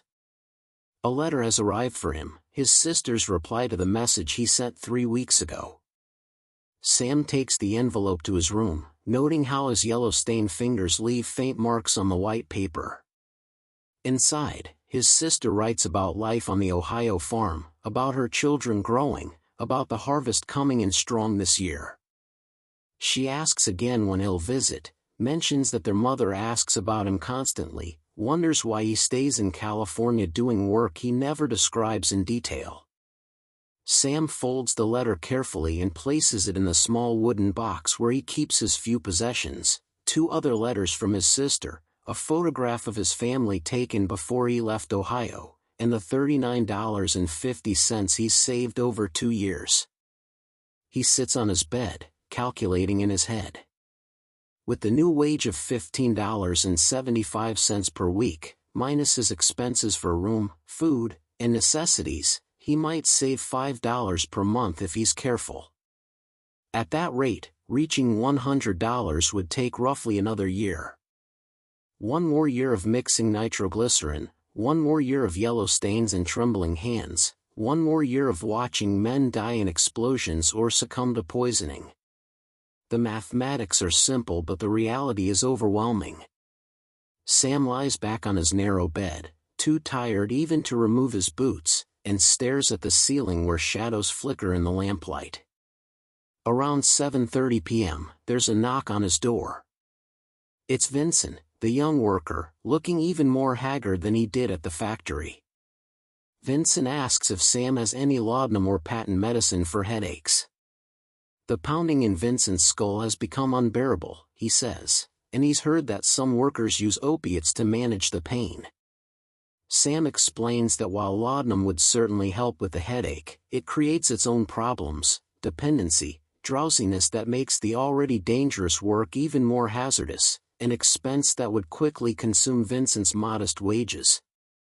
Instead, Sam offers the same advice he received when he started: drink plenty of water, rest as much as possible, and accept that the headaches are simply part of the work. They never fully go away, but the body adapts, learning to function despite constant pain. Vincent leaves looking defeated, and Sam feels a pang of guilt for not offering more comfort. But what comfort is there to give? The truth about powder work is that it slowly destroys everyone who does it, and the only variables are the speed of destruction and whether you'll be killed suddenly in an explosion or worn down gradually by chemical exposure. Some men last 5 years, some 10, a very few make it 15 or 20 years before their bodies completely fail. Sam has been at the giant powder company for 2 years and already feels decades older than his actual age of 26. The evening passes slowly. Sam has no energy for conversation, no desire for company. He removes his boots finally and examines his feet. The skin is discolored, slightly swollen, tender to the touch. This is another effect of nitroglycerin absorption that the company doctor never mentions. The chemical causes fluid retention and circulation problems that manifest as swollen feet and ankles, making the long walks to and from the factory increasingly painful. Some of the older workers develop chronic edema so severe they can barely fit their feet into their boots. The condition is irreversible, a permanent legacy of years spent absorbing poison through every pore. Around 8:30 p.m., Henrik appears with his whiskey bottle, but Sam declines the offer of a drink. Monday evenings are too early in the week for alcohol. He needs whatever recovery his body can manage overnight to face Tuesday's shift.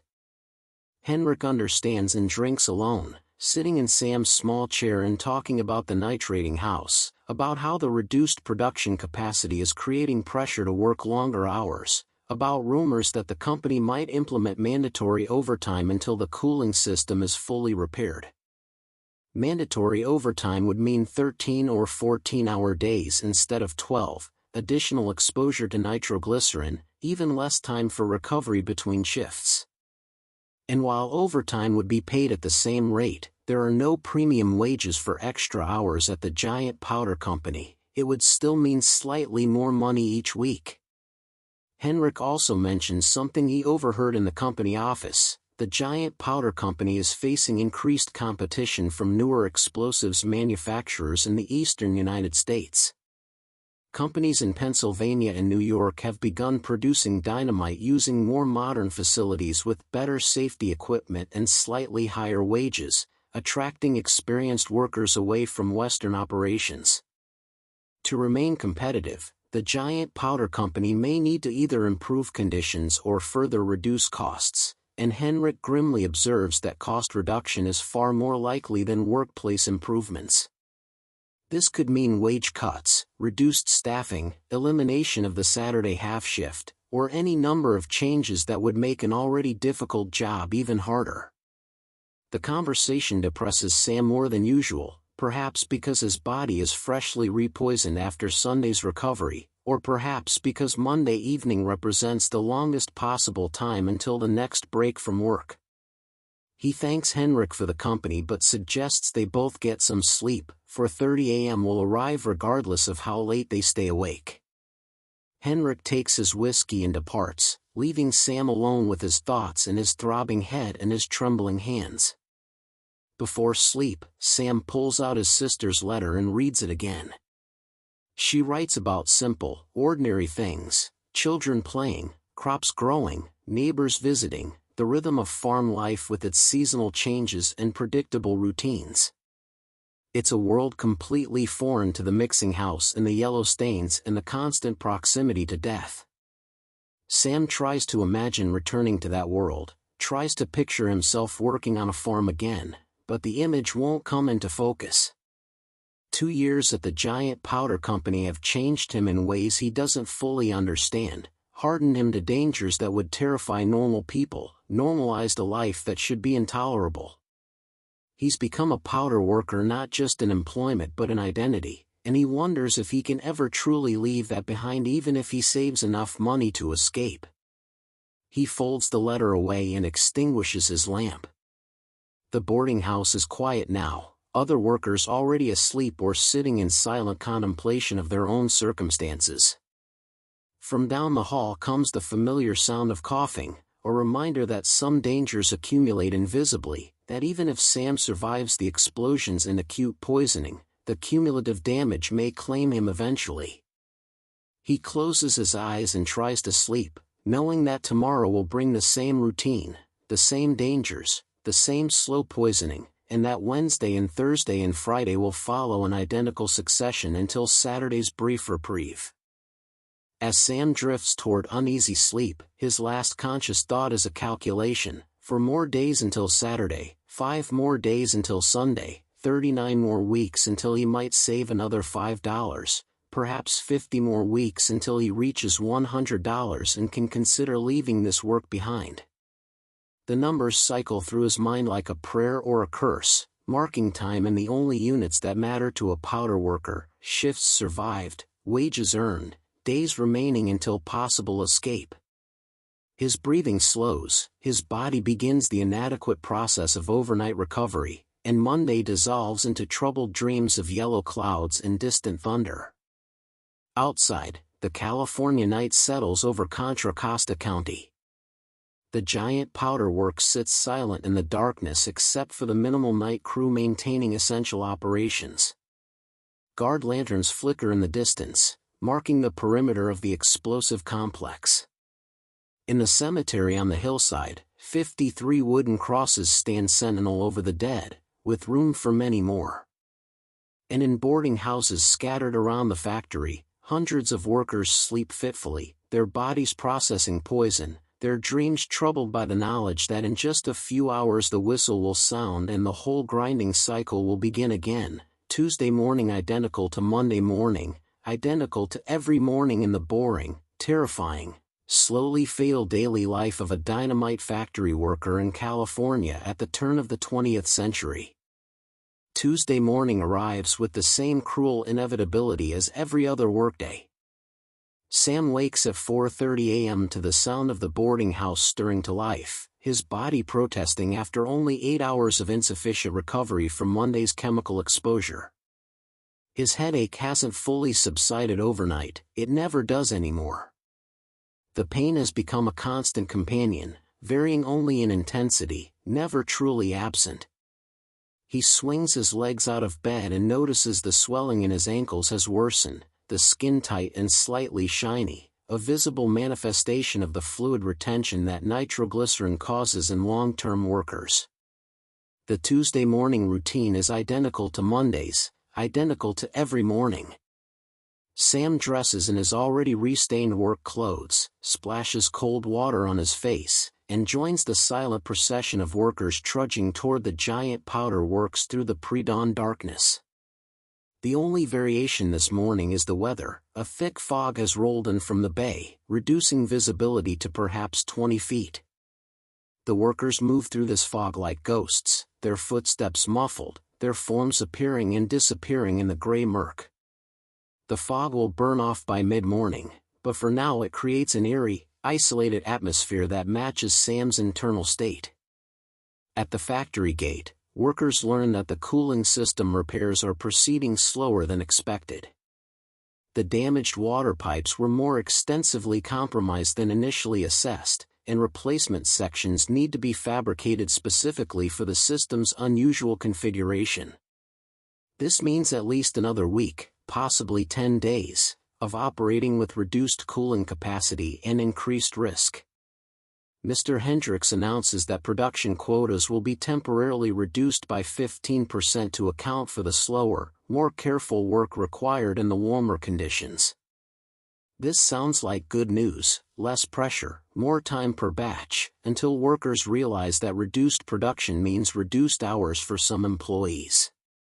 The company will lay off approximately a dozen workers until the cooling system is repaired, keeping only the most experienced personnel. Sam feels a cold fear at this news. He has 2 years of experience, which should protect him, but there are workers with 3, 4, even 5 years at the factory who might be prioritized instead. The 75-cent raise that seemed like a blessing yesterday now appears to be part of a larger calculation: pay experienced workers slightly more while eliminating less experienced positions entirely, reducing overall labor costs while maintaining production at acceptable levels. By mid-morning, Mr. Hendricks will post a list of workers who should not return tomorrow. Sam won't know until then whether his name appears on that list, whether he'll need to search for new employment or whether he's survived another culling of the workforce. The uncertainty hangs over the mixing house as work begins.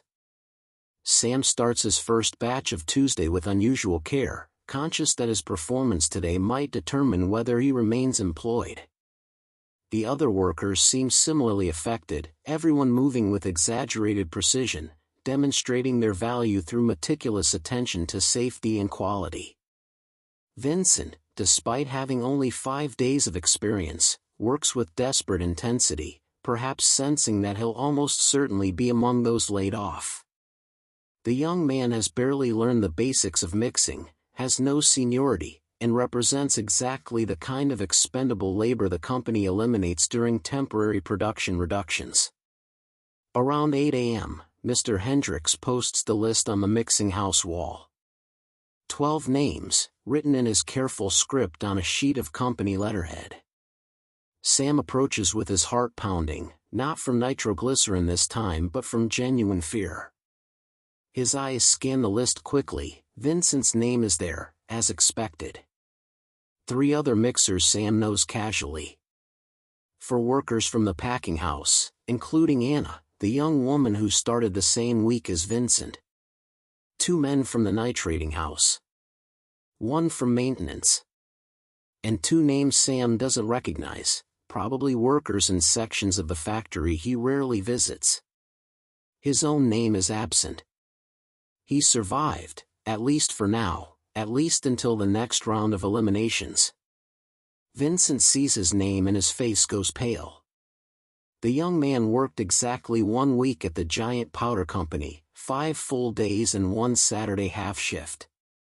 His total earnings amount to approximately $18, from which he's already paid Mrs. Chen for 2 weeks of room rent, bought work clothes and boots at the company store, and purchased meals. He likely has less than $5 remaining, not nearly enough to survive while searching for new employment.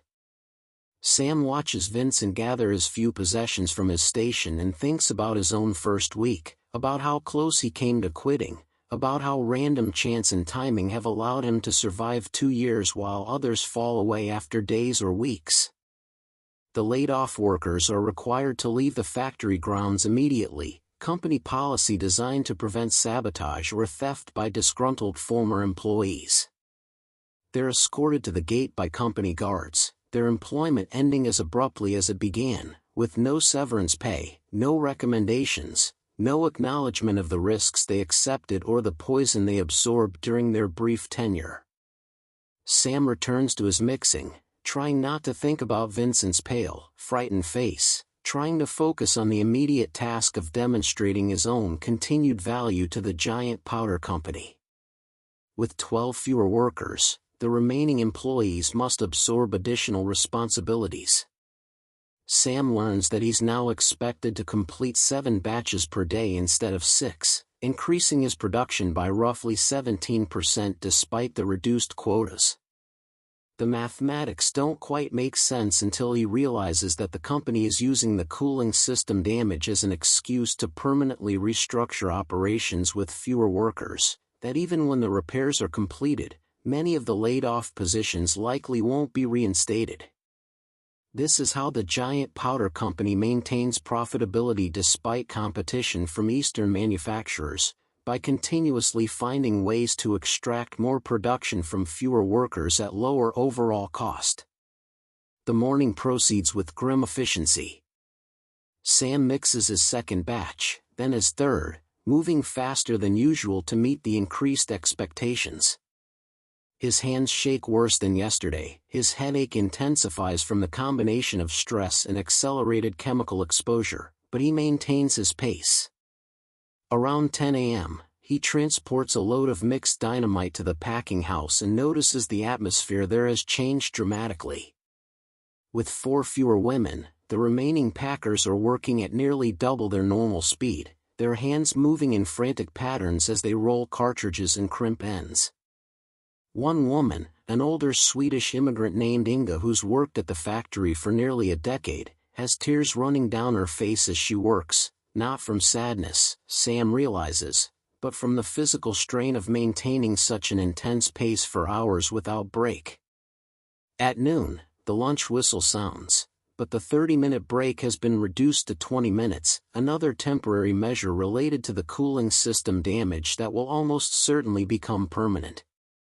Sam wolfs down his beans and bread, barely tasting the food, and returns to the mixing house with 10 minutes remaining before the afternoon shift officially begins. He uses this time to prepare his 4th batch, getting ahead of schedule, demonstrating his efficiency and value. Several other workers have had the same idea, everyone competing to prove they deserve to keep their positions when the next round of eliminations inevitably occurs. The afternoon brings a new challenge. The fog that blanketed the morning has been replaced by unusually warm temperatures, rare for the coastal climate but not unheard of in late summer. The mixing house, already operating with compromised cooling, becomes uncomfortably warm by 2 p.m. Mr. Hendricks orders additional ice hauled from the ice house, but the supply is limited and must be distributed across multiple buildings. Sam receives 2 blocks for his mixing vessel, about 600 pounds of ice that will melt within hours in the warm air. He chips pieces from the blocks and adds them directly to his mixing vessel, lowering the temperature of the nitroglycerin kieselguhr paste but also diluting it slightly with melt water, creating a consistency problem he must correct by adding extra kieselguhr and extending his mixing time. By 4 p.m., Sam has completed 6 batches and begun his 7th. The heat is oppressive now, the afternoon sun beating down on the mixing house's thin roof, and despite the ice, temperatures inside have risen to levels that make everyone nervous. Nitroglycerin becomes increasingly unstable as temperature rises, and while the mixture with kieselguhr provides some stability, there are limits to what the absorbent earth can moderate. Sam works even more slowly than usual, conscious that friction from too rapid mixing could generate enough heat to trigger detonation, that a stumble or sudden movement could prove fatal not just to him but to everyone within 200 feet. At 5 p.m., with 1 hour remaining in the shift, Mr. Hendricks makes an unusual decision. He orders the mixing house to shut down early due to the heat. The risk of accidental detonation has become too high, and even the giant powder company's tolerance for danger has limits. Workers are instructed to carefully clean their stations, secure all materials, and leave an hour early without penalty. This sounds generous until Sam realizes that leaving early means 1 less hour of pay, that his already reduced wages from the increased quota requirements will be further diminished by the shortened shift. Still, he's grateful to escape the oppressive heat and elevated danger, to begin his recovery an hour sooner than usual. The walk back to the boarding house in the late afternoon heat is brutal. Sam's clothes are soaked with sweat mixed with nitroglycerin residue, creating a sticky, toxic coating on his skin. His headache has reached blinding intensity, his vision tunneling at the edges, his heart racing erratically. Other workers stumble along the road in similar condition, all of them moving slowly, carefully, conscious that the chemical coursing through their systems has dilated their blood vessels so dramatically that fainting is a real possibility. Henrik walks beside Sam for a while, neither man speaking, both of them simply trying to make it back to the boarding house without collapsing. At the boarding house, Sam goes directly to his room and pours the entire contents of his water pitcher over his head, soaking his hair and clothes, desperately trying to cool his overheated body and wash away some of the chemical residue. The water that drips onto the floor is faintly yellow, carrying dissolved nitroglycerin from his skin and clothes. He strips off his wet shirt and trousers, wringing them out in his basin, then lies on his bed in his undergarments, too exhausted and overheated to care about propriety. The evening air from his open window provides minimal relief, and Sam realizes he's experiencing a more severe poisoning than usual, that today's combination of increased production, reduced breaks, and elevated temperatures has pushed his body closer to the threshold of serious medical emergency. As consciousness begins to fade into exhausted sleep, Sam's last thought is a question: how many more Tuesdays can he survive? As consciousness begins to fade into exhausted sleep, Sam's last thought is a question: how many more Tuesdays can he survive? But Wednesday morning comes regardless, and Thursday, and Friday, each day blending into the next in an exhausting blur of mixing and transporting and accumulating poison. By Friday evening, when Sam finally collapses onto his bed after another truncated shift ended early due to heat, he's lost track of the individual days. They've become simply units of survival, hours endured, batches completed, wages earned at the cost of his slowly deteriorating health. Saturday's half shift brings the promised wage adjustment.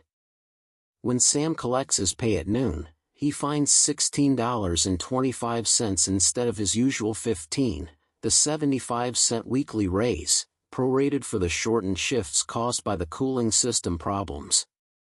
It's less than he expected, but more than nothing. He adds the money to his savings box and recounts his total, $44.75. 2 years and 3 months of work, nearly $50 saved, still only halfway to the $100 he believes he needs to escape this life. At this rate, accounting for the periodic production disruptions and wage reductions, he might reach his goal in another 2 years. 4 years total at the giant powder company.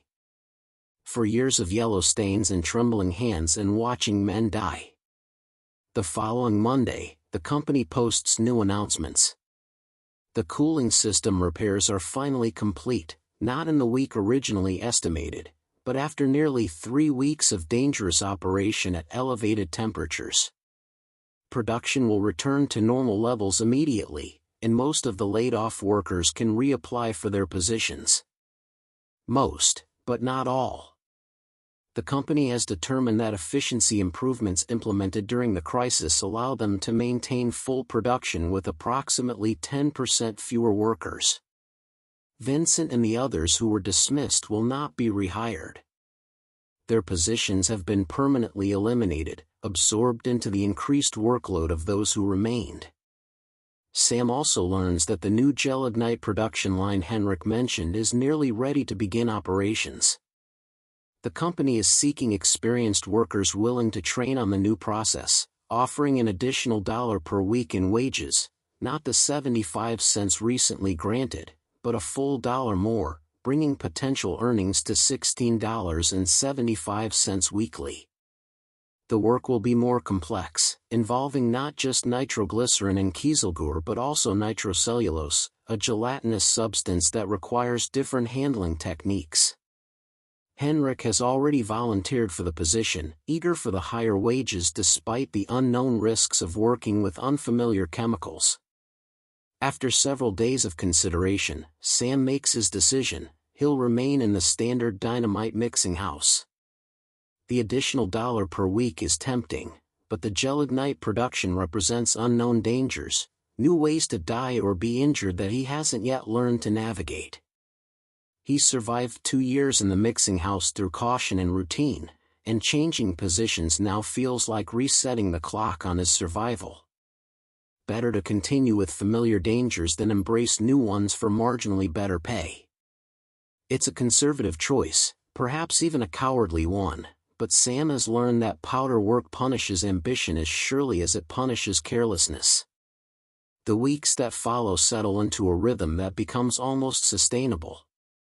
The cooling system operates properly, temperatures remain controlled, production quotas stabilize at levels that are demanding but not quite impossible. Sam completes his 7 batches per day, 6 days per week, earning his $16.75 and saving approximately $5 monthly after expenses. His body adapts to the increased workload, or perhaps more accurately, he becomes numb to the constant pain and poisoning, no longer registering sensations that would have alarmed him during his first months at the factory. The headaches persist, the hand tremors continue, but they've become background conditions rather than acute symptoms, part of his normal state rather than departures from health. By October of 1905, Sam has worked at the giant powder company for 2.5 years. His savings have grown to $63, a sum that represents thousands of hours of dangerous labor, countless batches of mixed explosives, hundreds of trips between buildings with wheelbarrows full of death. He's witnessed 8 fatal accidents during his tenure, explosions that killed a total of 17 workers, plus countless injuries and poisonings that sent people to hospitals or simply drove them to quit and disappear. The cemetery on the hillside now contains 61 graves, 8 more than when Sam first counted them on that Sunday afternoon months ago. In early November, Sam receives a letter from his sister that changes his calculations. Their mother has fallen ill, nothing immediately life-threatening, but serious enough that his sister suggests he should consider visiting soon, before the illness progresses. The train fare to Ohio remains prohibitively expensive at nearly $30, but his sister mentions that their uncle, who works for the railroad, might be able to secure a reduced-rate ticket for family members, perhaps as little as $15. This would make the journey possible, though it would consume nearly a quarter of his total savings and require taking at least 2 weeks away from the factory, risking his position. Sam agonizes over this decision for several days.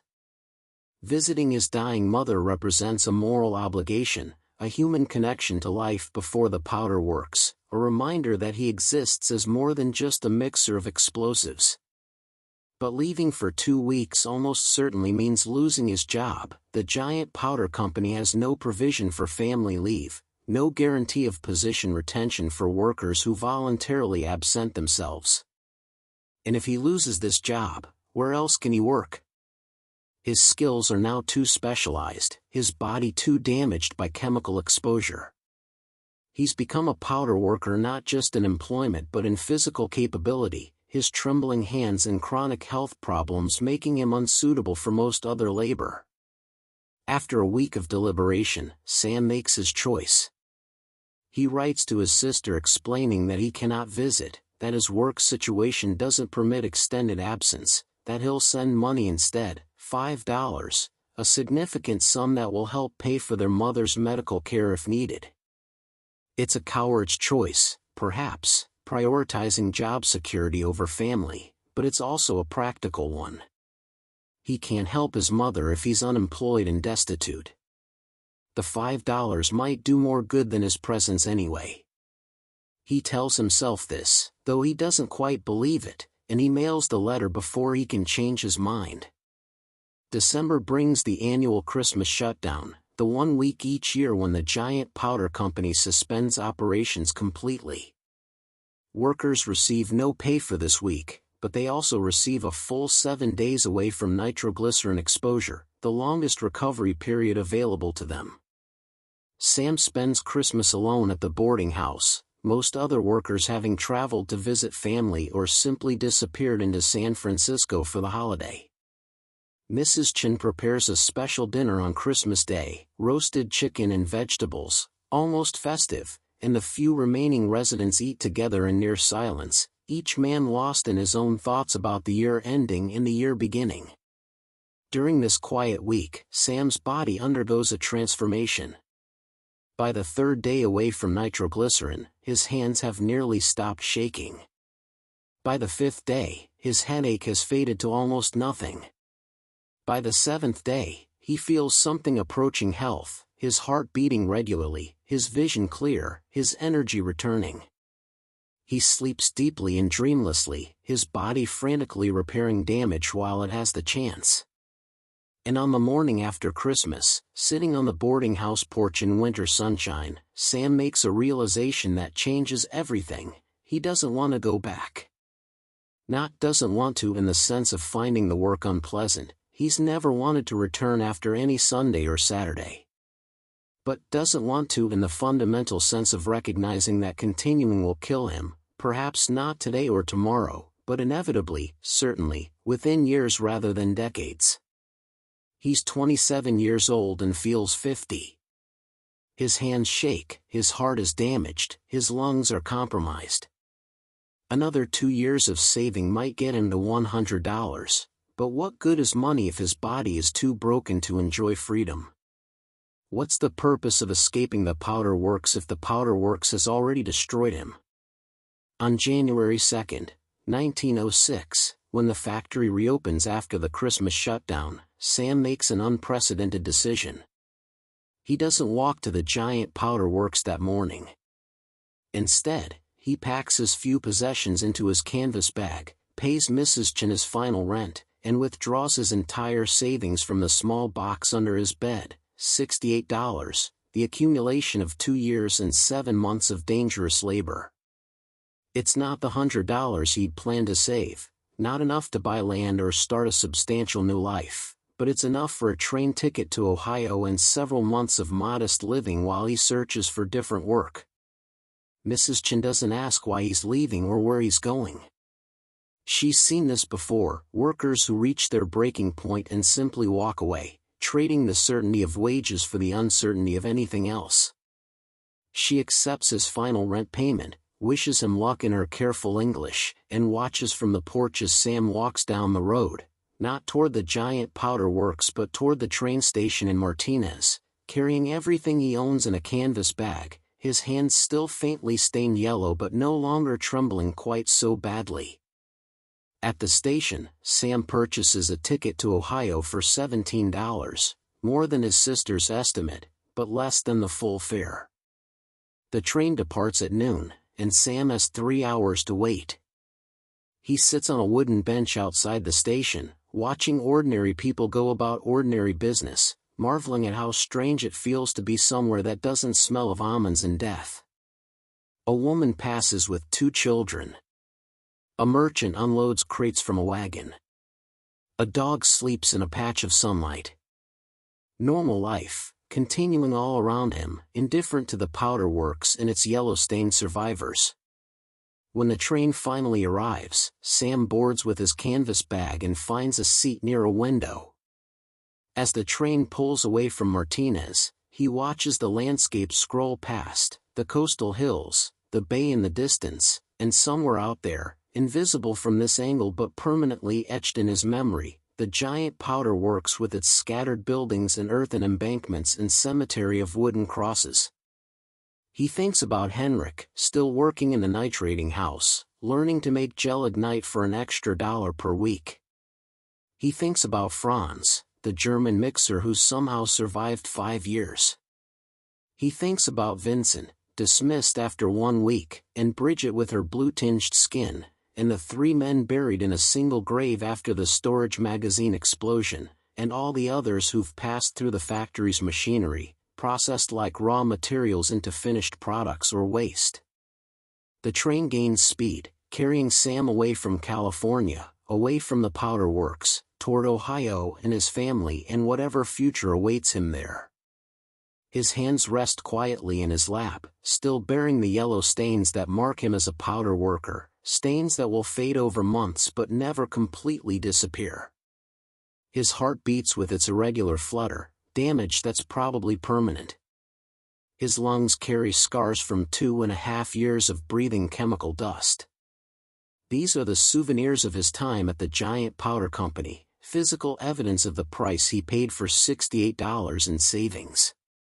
As the California landscape gives way to the vast interior of the continent, as the train carries him farther from the mixing house and the careful folding of death into stable packages, Sam allows himself to imagine a different future. Perhaps he'll work on his sister's farm. Perhaps he'll find employment in a factory that makes something other than explosives.